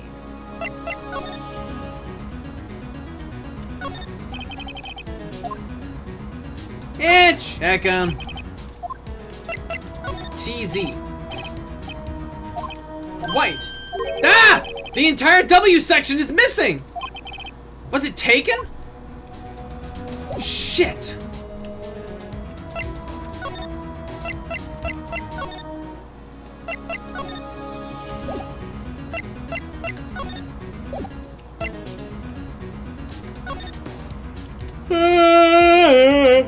Hallelujah.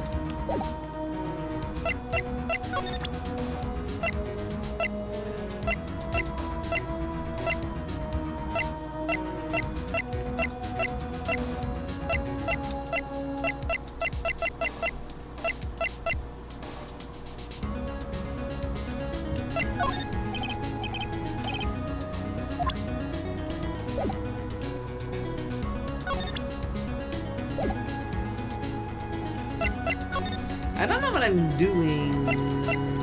Blue Court. Let's go back to Blue Court. Well, aren't you persistent?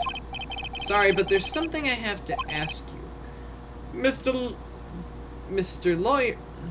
Mr. Lawyer, I really hate having to repeat myself, but it seems the message has not yet penetrated your thick skull. Stop bothering me. If you try my patience further, I fear a nasty accident may occur. Do I make myself clear? Transparent.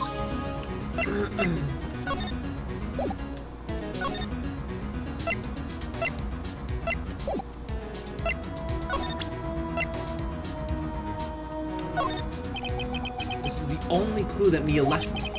Better make this one count. Mr. White, see this? This is an article describing the suicide of a politician. He was embezzling secret government funds. Then, one day, word got leaked to the press. The very next day, he took his own life. And this concerns me. How? I found this article in Mia's office. Ms. Mia?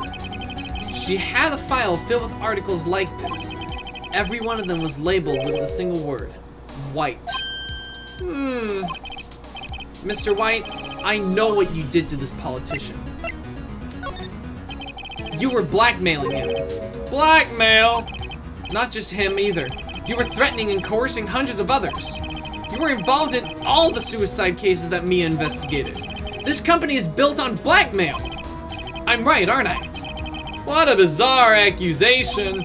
Mr. Wrong, what is it that you should be doing now? Investigating me? No, I think not. You should be searching for the one who killed Miss Mia. Secretary's office, hello? Mr. Wrong will be leaving now. Yes, sir. I'll send someone right away. Wait a second! Mr. White!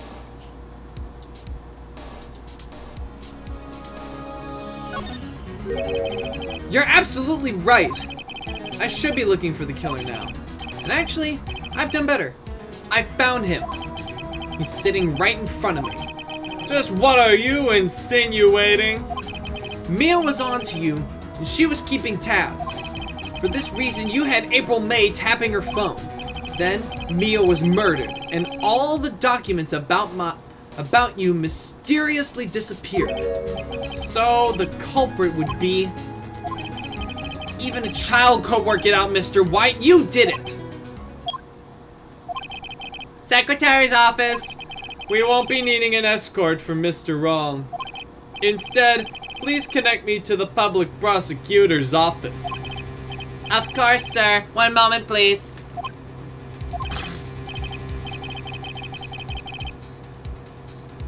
White, is that you? Why are you calling me at a time like this? Hello, Chief Prosecutor. I've changed my mind. I want to testify tomorrow. What's this all about? The Mia Fake case. I witnessed the murder, you see. And thus, as a very important witness, I would like to testify. What? Why now? I thought you said you didn't want to go to court. Quietude. I told you I changed my mind, didn't I? Oh, and one other thing. Send the police over here right away. The man is standing right in front of me. He looks dazed, but he could be violent. What? What man? Are you even listening? The executioner, the hatchet man, the liquidator, the killer man! What? Mr. White, this isn't another one of those, Chief Prosecutor. I do not believe you are in a position to freely offer your opinions to me, correct? I'm telling you to send the police now. Did I not tell you, Mr. Wrong? You are a mere lawyer, as was Miss Mia. How dare you! I'll point the finger at you and you will be tried as Miss Mia's killer.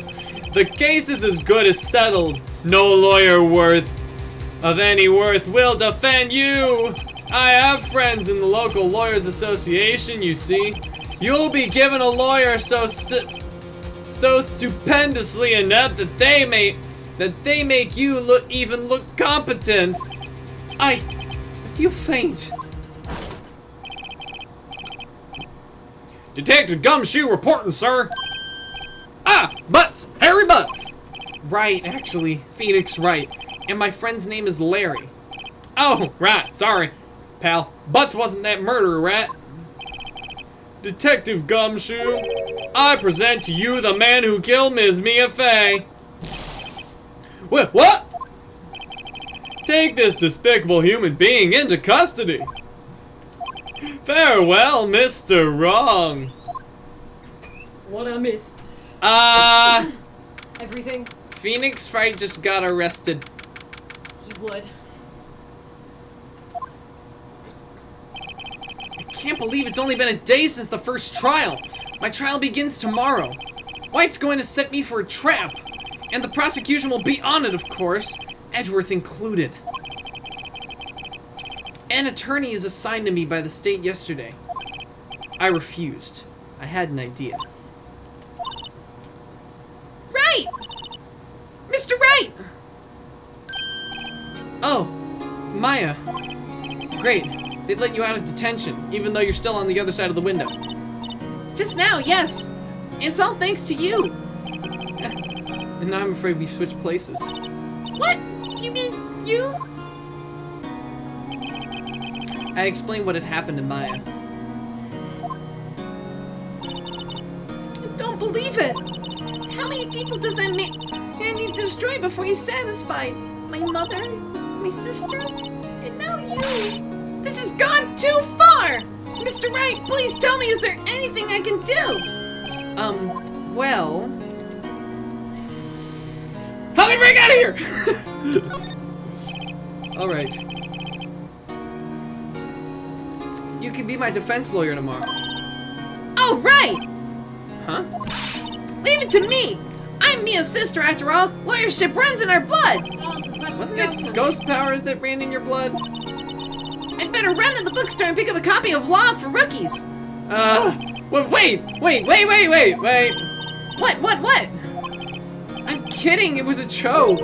No way! No, really, I was kidding. But thanks. It's good to know you're on my side. There really isn't anything you can do for me anyway. But I can't just sit here and do nothing. I gotta give that man a piece of my mind. Just a piece? Okay. Then come to the trial tomorrow. Oh, okay. I'll be there. I'll show him a thing or two. It was a joke, Mia. Maya. Times may change, yet with crime it's the same old story. In fact, it's gotten worse. Lengthy court proceedings are no longer realistic. Beginning a few years ago, a limit of 3 days was put on initial court trials. Almost all finish in a day, most with a guilty verdict. I never thought I would end up in the defendant's chair myself for this case. With the true culprit appearing as the star witness. This is it. Tomorrow it's me or him. Good. I guess that means this trial ends very soon, and it's actually mapping out to be the exact length of time we need to wrap this up by 10, so we're doing pretty damn well. Yes, override the selected save data, and let's go back. Let's In it! I am so September done with 9th, this. 9:52 a.m. District Court Defendant Lobby number 1. Well, I guess this is it. Yeah. One way or another, this case gets decided today. Ah, for Phoenix, look. Prosecutor Edgeworth. I received a call from the chief prosecutor's office yesterday. I was told that whatever Mr. Wright says today, it will be the absolute truth. No matter how you try to attack his testimony, if I raise an objection, I have it on good faith that the judge will listen to me. What? What does White have? What does the White have the judge in his pocket too? So you're saying I'm going to be guilty? End of story. I will do anything to get my verdict, Mr. Wright. Anything. Why? Why? How can you torment an innocent person like this? Innocent? How can we know that? The guilty will always lie to avoid being found out. There is no way to tell who is guilty and who is innocent. There is literally no way. Seen the thing with Prosy D on push buttons and talk. All that I can hope to do is get every defendant declared guilty. Obviously. So I make that my policy. Dead on. Edgeworth, you've changed. Phoenix, you know him? Don't expect any special treatment, Phoenix, right? There's literally no way. I love that so much. Phoenix. Well, court will be starting soon. What? But wait! Your defense attorney isn't here yet. They're not. I'll be defending myself. What? Okay, let's do this. Good, because I am so tired I of assigned this myself. case. I assigned myself. What? I am so tired of this case. This case is getting exhausting. Court is now in session for the trial of Mr. Phoenix Wright. The prosecution is ready, Your Honor. The defense is ready, Your Honor. Mr. Wright, Are you sure you're up to doing this? All been paid off. Yes, Your Honor. I will be defending myself. Understood. Very well, Mr. Edgeworth. Your opening statement, please. So what was he arrested for? He was arrested for killing Mia. Yeah. Mr. White's got everybody in his pocket. As the details of the event are already quite clear to the court, today we will hear the testimony of a witness to the defendant's crime. I see. The prosecution may call its witness. That went far too smoothly. Why didn't the judge ask Edgeworth why his witness didn't testify before?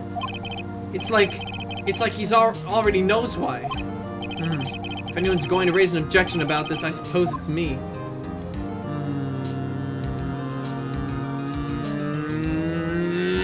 Raise an objection! I won't let this slide! Mr. Edgeworth, you owe an explanation to the court. Why didn't this witness testify in the trial against Ms. Maya Fey? I'm ever so sorry, Mr. Wright. Mr. White is a busy man, and besides, at the time, I thought that Ms. May's opinion was all that would be needed. Again, my sincerest apologies to the court. Excellent, Mr. Edgeworth. I appreciate your demeanor. Great. He gets to show off and I get nowhere. I would like to call Red White to the stand.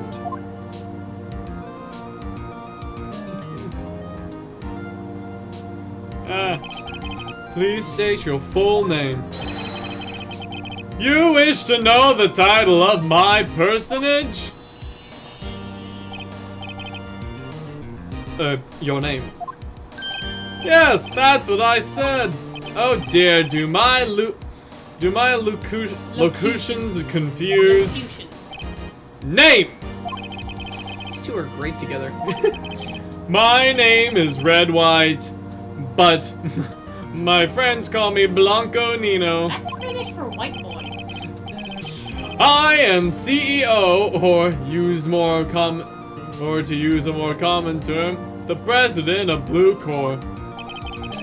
Did you know the victim, Miss Mia Fey? That would be a negatory. No, I did not. You were at the Gatewater Hotel the night of the murder. Correct. And you witnessed the murder from there. Why tell you what you already know? Very well, Mr. White. You may begin your testimony. I can't rip this guy's testimony apart. I'm done for. Good thing it's Why do I always feel like it's the end of the world and I'm the last man standing? Don't worry. He's gonna be saying so much shit. I hope you've made your peace with God, Mr. Lawyer. Let him have it, Phoenix. Witness. Witnesses account. Let's see. It was about 9 o'clock, I believe. I was quietly that's reading to you, some papers by the window. Then I heard the bedlam coming from outside. Surprised, I turned to look at the building across the way. It was then I saw him, a spiky-haired man attacking a woman with long hair. Needless to say, that man was none other than you, Mr. Lawyer. I called Ms. May over at once. She too was flabbergasted, of course.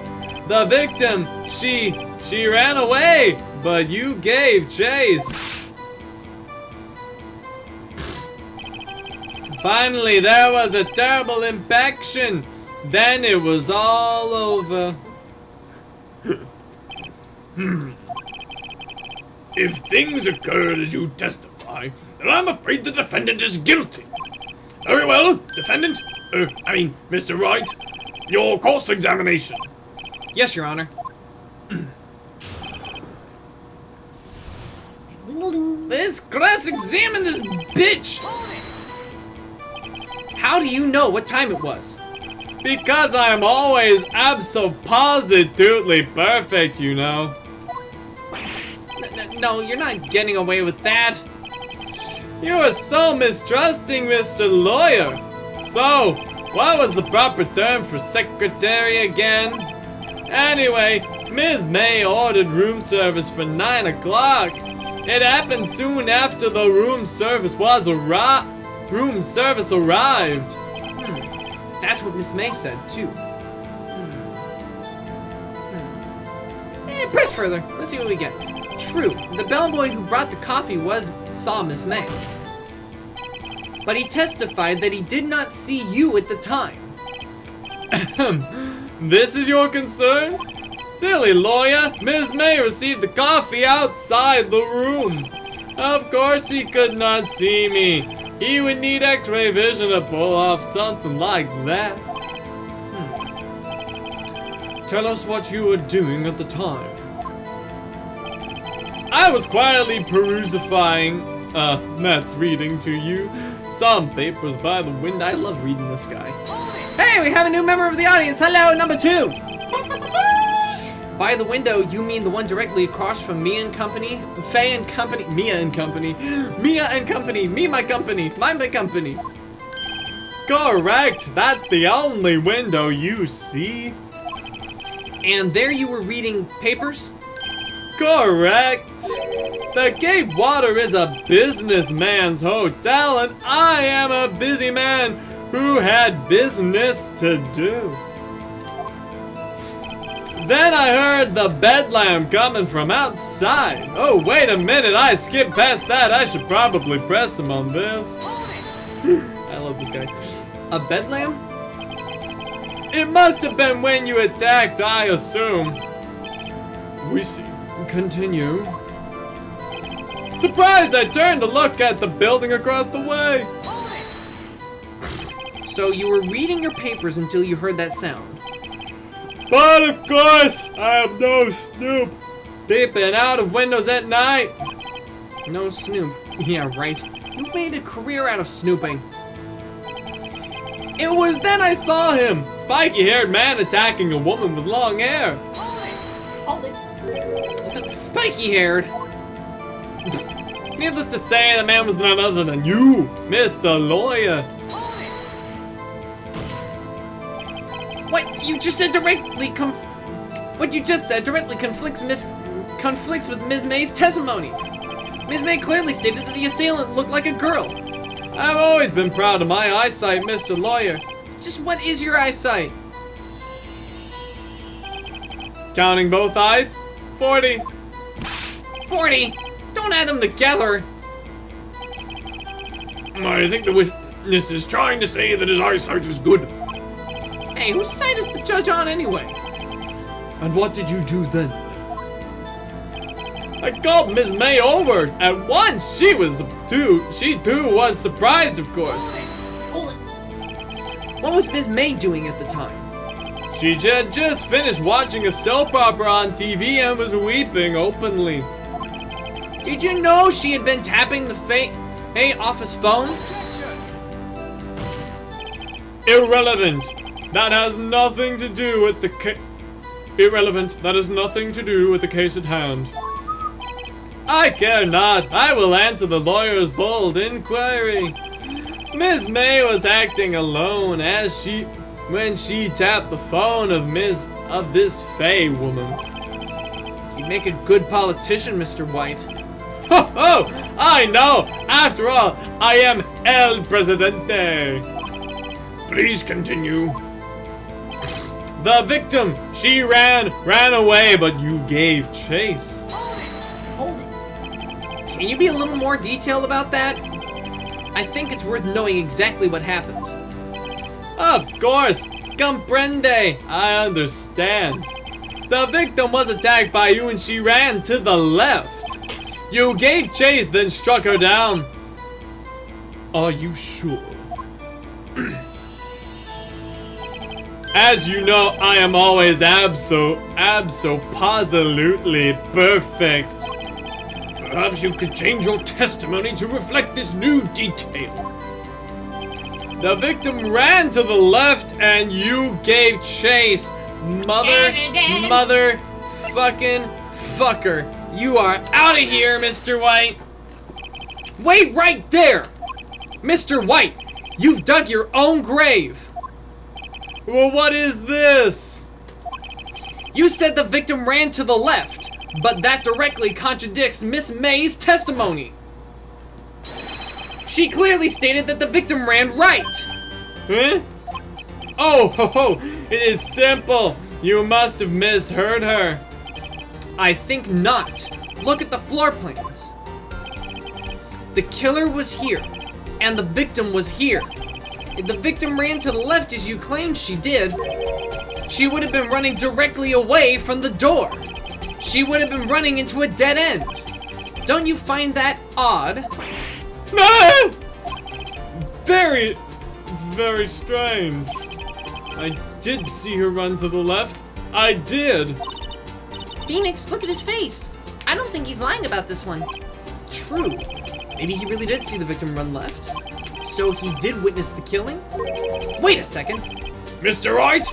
Yes, Your Honor. Ms. May says right and Mr. White says left.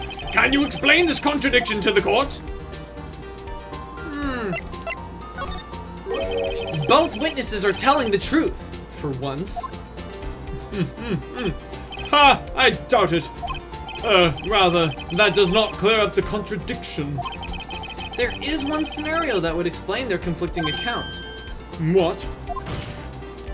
Bitch was on the Obviously, other side of the witness was not viewing the crime from the hotel. Clearly. Mr. Wright, what do you mean? Yes, what do you mean he was not viewing the crime from the hotel? If he was not in the hotel, where could he have been? In the law offices of Fay and Company, of course. That would have been the scene of the crime! More specifically, he was standing here. Time to show the court where Mr. White was standing. Either in the killer's place or in the doorway. Standing right there. This is where he was. Look. When the victim ran for the door, If he was watching from this point, it would appear that she ran to the left. please, this is no time for jokes in ill taste.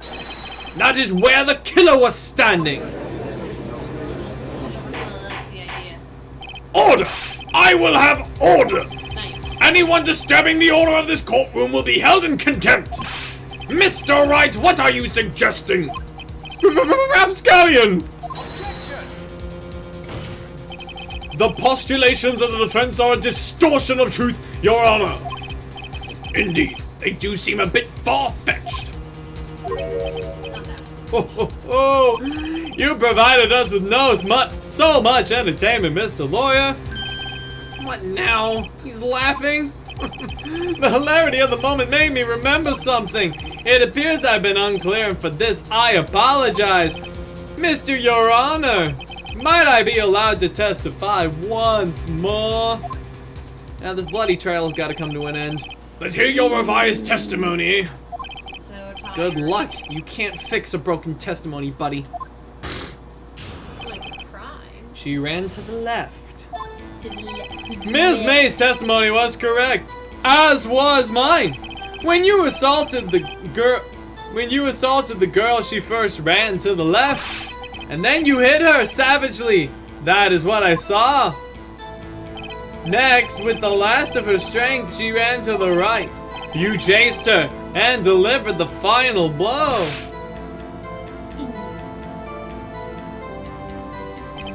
That is what Ms. May saw. You see, you hit her twice. Don't you remember, Mr. Lawyer? I do remember, and you're absolutely full of shit, and the judge should know. Will you be cross-examining the witness's testimony? Well, because it's absolutely full of shit, I will. Let's pull out an autopsy. Yep, that's what I'm doing. Ms. May's testimony was correct. You assaulted the girl, and then you hit her savagely. Next, with the last restraint, she ran right. You chased her.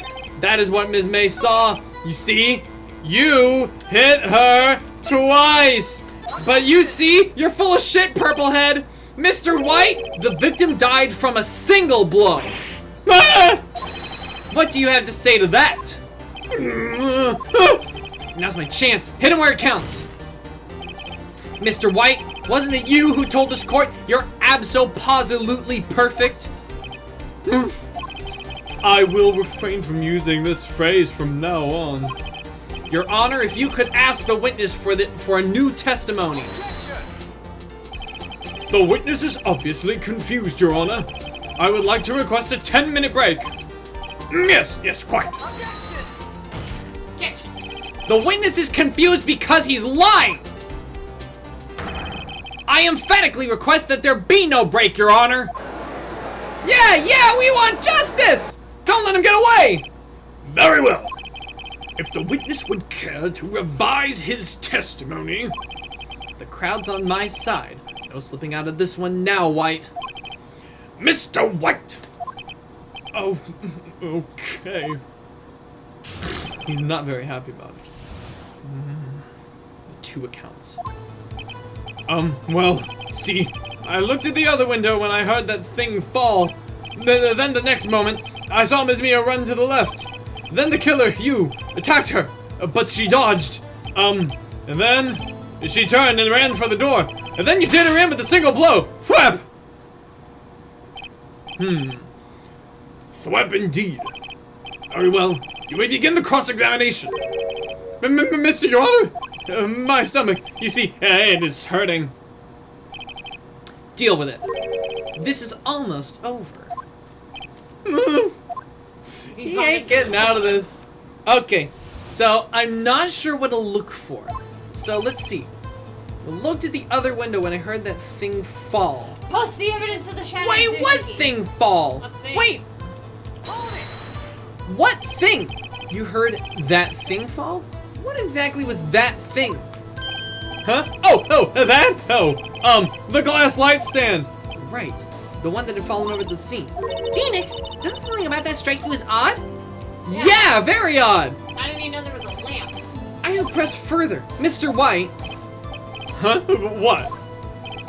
you're saying you saw the glass light stand? Yes? Then change your testimony to reflect that. Sorry, my bad. The witness will revise his testimony. Okay. I'm getting tired of his shit.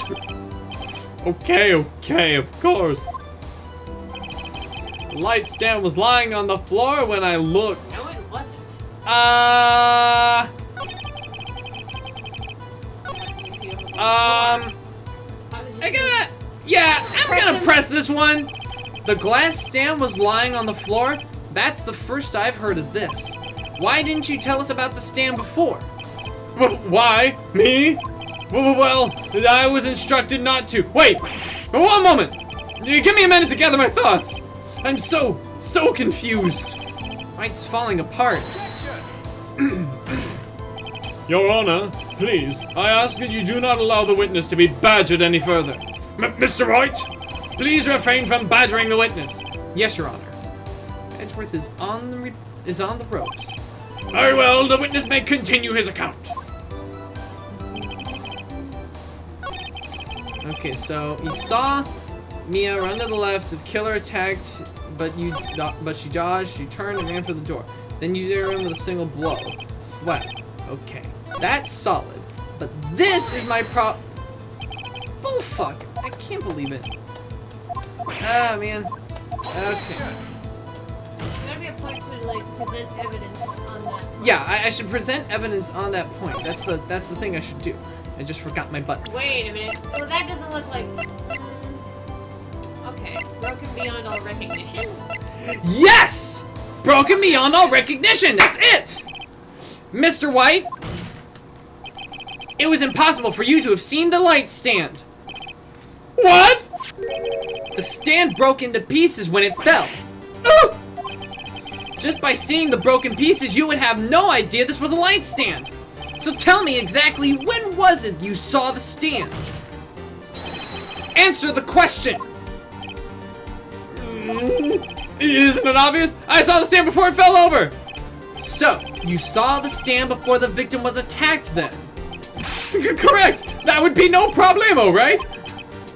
Why would you be looking out the window? Big problemo. there's a big problem here. What problem is this? Mr. White, let me make sure I have this straight. You saw the glass light stand through the window from the hotel before the incident occurred. Correct! That is so! It's conclusive, definitive, undeniable, impeachable! Unimpeachable. No, it's impossible! You couldn't have seen the stand. Because its sound is what you're saying alerted you. You have proof? I sure do, Your Honor. A person in the hotel could not have seen the stand before it fell over. His room layout. The room layout does not allow for this. Look at this! These are the floor plans to the scene of the murder. Yes?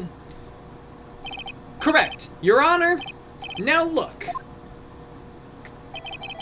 If you were to look through the window at the office, this is the area you would be able to see. Here. Well, note that the stand is not within the visible area. Well, Mr. White, How did you even know the stand was in the room? what do you have to say to that? Ridiculosity! Mr. White, if you were in the Gatewater Hotel as you claim, you could not have seen the stand before it fell over. In fact, you wouldn't have been able to see it after it fell either. There is no way you could have recognized the broken shards as a glass light stand. So, when did you see the stand, Mr. White? It must have been the moment that it fell. And the only place you could have seen that from is from inside the Fay Law offices. In other words, you were at the scene of the crime when the murder took place.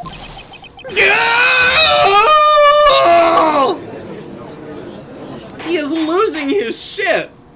And he is losing this case.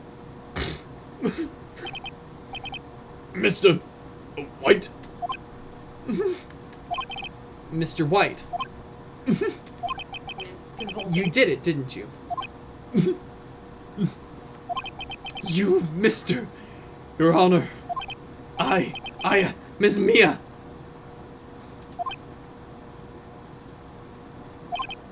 Looks like we're about to get our verdict.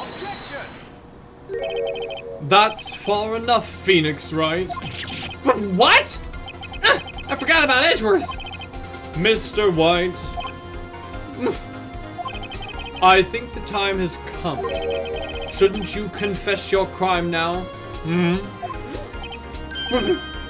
What? I said you should confess your crime. Ergo, confess that you placed the wiretap. Wiretap? Order! Order! Mr. Edgeworth, explain to the court what you mean by this. Distinguished members of the court, Mr. White is slightly confused. Allow me to explain. I really don't like the way this is headed. As you know, Mr. White is the CEO of Blue Corp. He ordered his secretary, Ms. April May, to tap the law offices of Ms. Fay. You're going to jail. What does that have to do? Your Honor, the question is, when was the wiretap placed in the office and by who? No, you wouldn't. Mr. White, in order to place the wiretap, you entered Ms. Fay's office. Am I correct? Correct, you are most correct. Give me a break. Yes, in order to place the wiretap, I breached the Fay & Company law offices. That is when I saw the accursed light stand. Now I'm confused. Please explain to the court what all this means, Mr. Edgeworth. Gladly, Your Honor. Mr. Phoenix Wright has made his position quite clear. He has determined that Mr. White knew the glass stand was in the office. He has shown that there was only one time Mr. White could have seen the stand. At the very moment of the murder. Thus, Mr. White would like you to believe that Mr. White was the murderer. I see. However, it is a fact that Mr. White had been to that office well before the murder took place. When he went to place the wiretap. But we're going to get the bailiff to go to the hotel and acquire a screwdriver that has Ms. April May's fingerprints on it because nobody but her has touched it! He couldn't have seen the glass light stand. He could have seen the glass light stand then. I went into White there. Ergo, Mr. Phoenix Wright's theory is revealed for the baseless conjecture it is. I need to get some food after we're done here. Mr. White, you will testify to the court about this wiretapping. Leave it to me. Hey, I feel faint. So do I, but I think that's lack of food.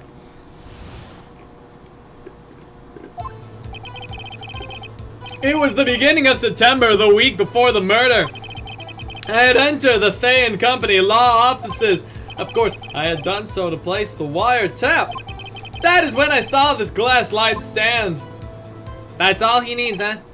So you saw the stand before the night of the incident. And this is how you were able to identify what had fallen over by the sound. This clears up everything. All my bullshit is covered. By more bullshit, of course. I see. Mr. Wright, you may cross-examine this bullshit, testimony. Oh, what am I supposed to do now? Good luck, Phoenix. Okay, I gotta get this bitch on something. A week before the murder? Do you have proof? Miss April May knew the details of Ms. Fay's phone conversation. This proves that the wiretap was placed before the murder. Right. Fair enough. Okay. Oh, wait. Was it really you that went into the office? Or was it Ms. May? Unidentified fingerprints several days old were found in Fay and Company law offices. Those were obviously Mr. White's. And if I know Edgeworth, he's already run a check on those prints. Now, Mr. White, tell us why you went to Fay and Company law offices. Of course, I had done so to place the wiretap. Why did you tap Mia's phone? This has no bearing on the current case. Yes, it does. Blue Corp is a detective agency of sorts. We have a responsibility to protect client confidentiality. That is when I saw this glass light stand. Why did you notice something as innocuous as a light stand? The light stand was made entirely out of glass. It was quite stylish, so I guess it made a lasting impression. Such a beautacious thing deserves attention, does it not? Oh, fabulous. That is all. Damn it, there's nothing here for me to press him on. Oh well, maybe he's rattled enough that I can bluff something out of him.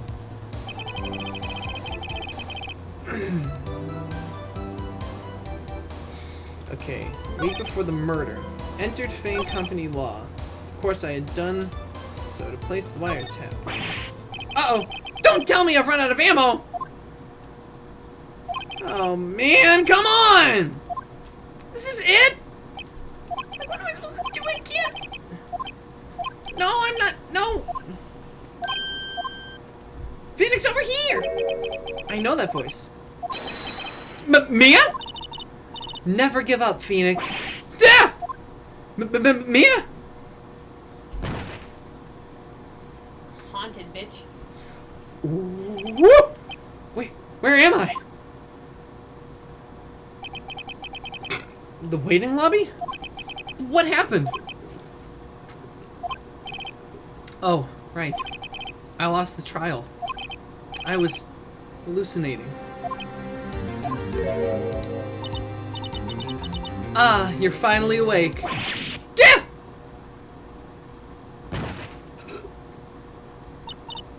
Hey, Phoenix!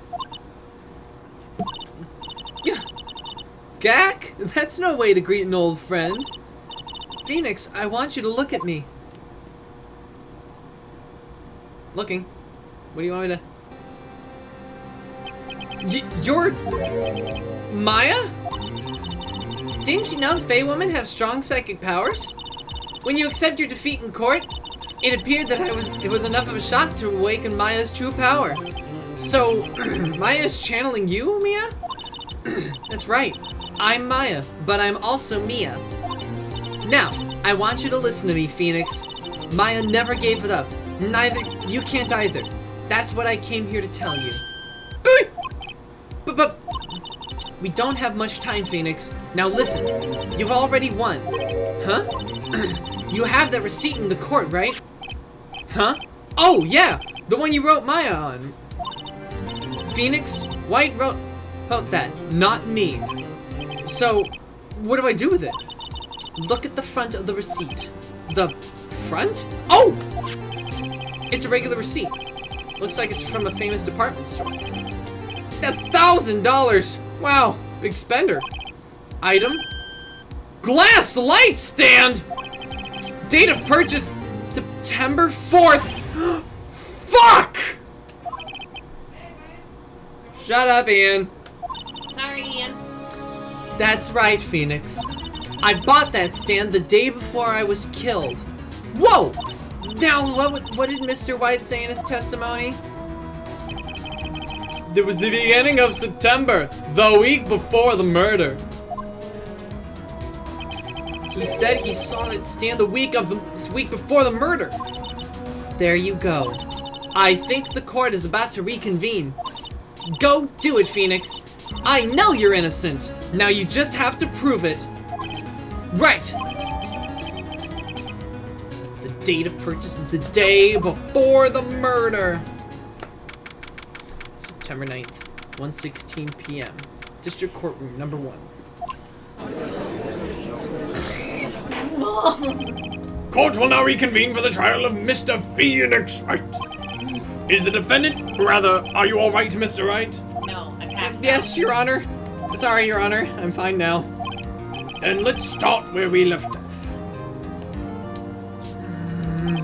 Your Honor, there is nothing to go back to. The cross-examination of Mr. White is finished. All that is required now for you is to pass judgment on the defendant, Phoenix Wright. Your Honor, please give me one more chance. I promise you this is the last time I'll ask you. I'll allow it, but watch yourself, McCoy. I'll leave it at that. Mr. Edgeworth, do you have an opinion on this matter?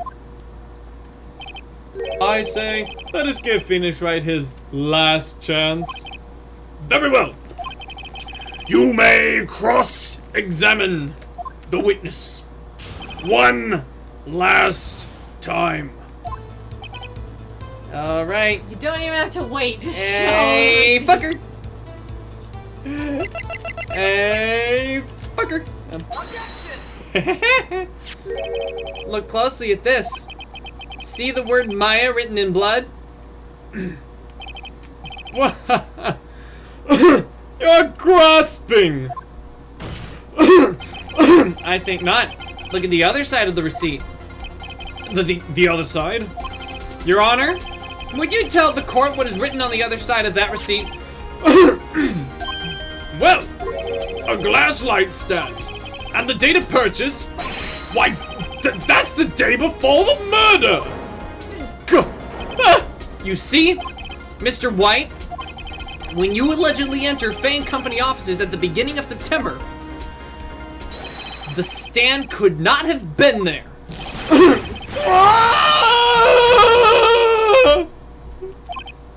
Well, Mr. White, can't get out of this one, can you? No. It's impossible! Uh-oh, he's losing it. Well, Your Honor, I understand there must be quite a bit of pressure on you.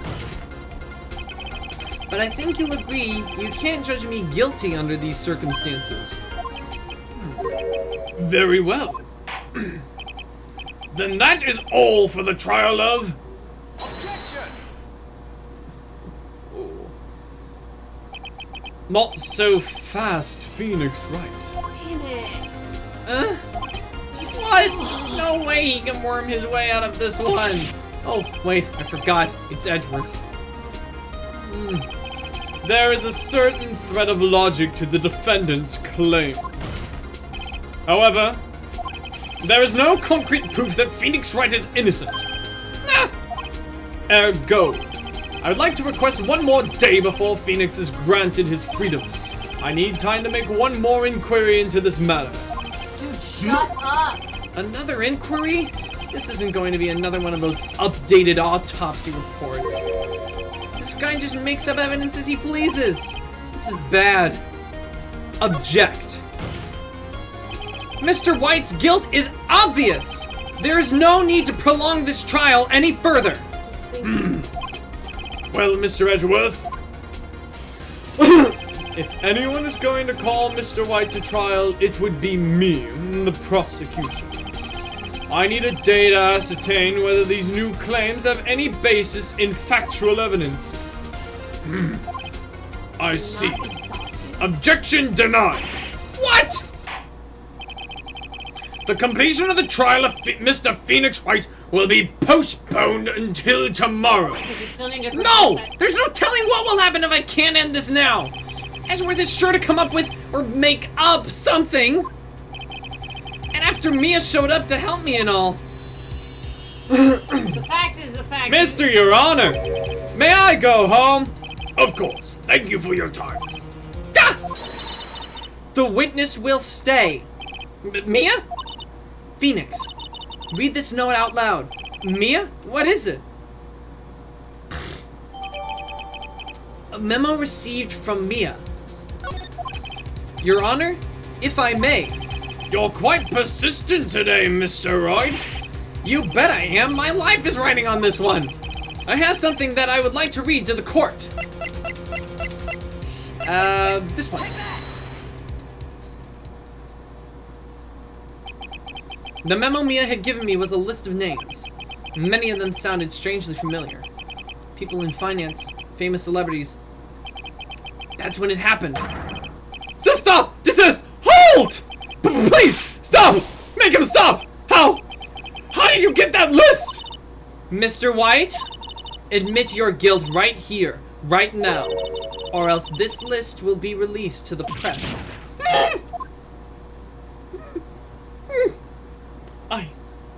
I confess.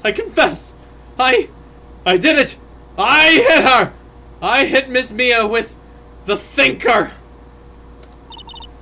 Case closed, Your Honor.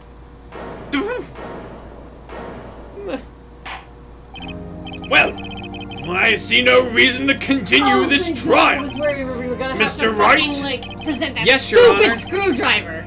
You've done it again! That was quite a spirited defense. Yes, Your Honor.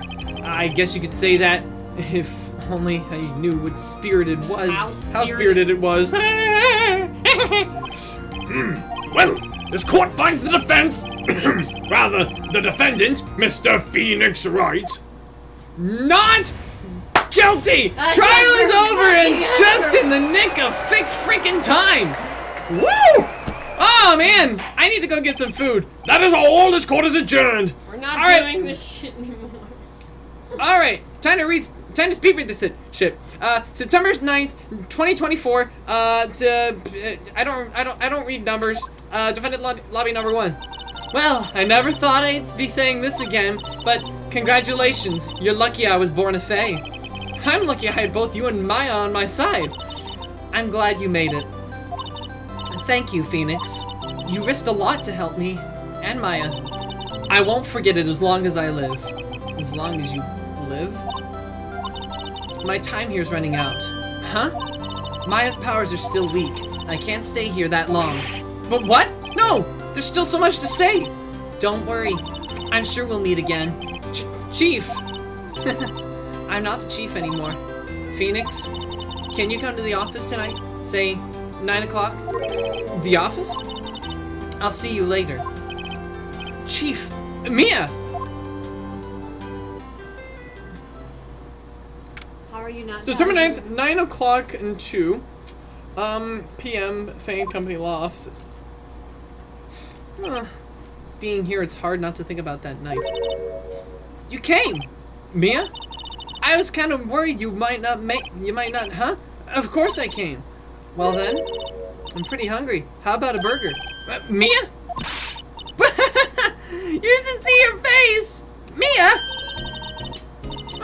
talking about? It's me, Maya. Maya? What? Did I look like my sister? Look like you were her sister. I might be able to use that. Oh, Phoenix! Oh, Phoenix, go to the store and buy me lunch, would you? Maya, why are you here? Because of this. See, Mia wrote me a letter. Take care of Phoenix for me. Take care of... Huh? She means the office. This office. Someone has to help in the new Wright and Company law offices, right? And who better but me? Maya Fey, reporting for duty. Wait, no, on second thought, let's make this casual. Yo, Nick! Maya here. Ready to get down to business? You don't mind me calling you Nick, do you? It's a great name. Mia said that's what your friend Larry calls you. Nick? You know what that means? We're partners. You know, when I think about it, if it is Maya's fault I'm here now. But if it wasn't for her, I'd probably be in jail. Right in Company law offices. It's got a nice ring to it. Yeah. Thanks, Mia, Mom. Ah! Good luck, Phoenix. I'll always be here, watching. Yowza. Ghost hits. Right. Okay, Nick, let's do it. Huh? Do what? Burgers, dummy! Burgers! There's a great burger joint just down the street. Come on, time's a-wasting. Okay, wait up. Well, now that the, oh my gosh, woo! That was insane. That was long. Ah! Turnabout Samurai. Now that's gonna be one hell of an adventure. I'll say that. Save your progress. We're not doing this no more. Yes, save the progress, and then it goes up to day 3. See you next week, people. I can't do this no more. Okay, back. Can I escape the story?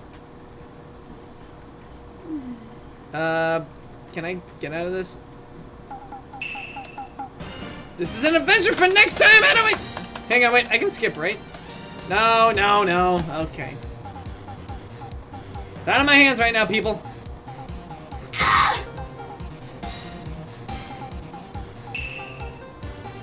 See you in hell, evil magistrate.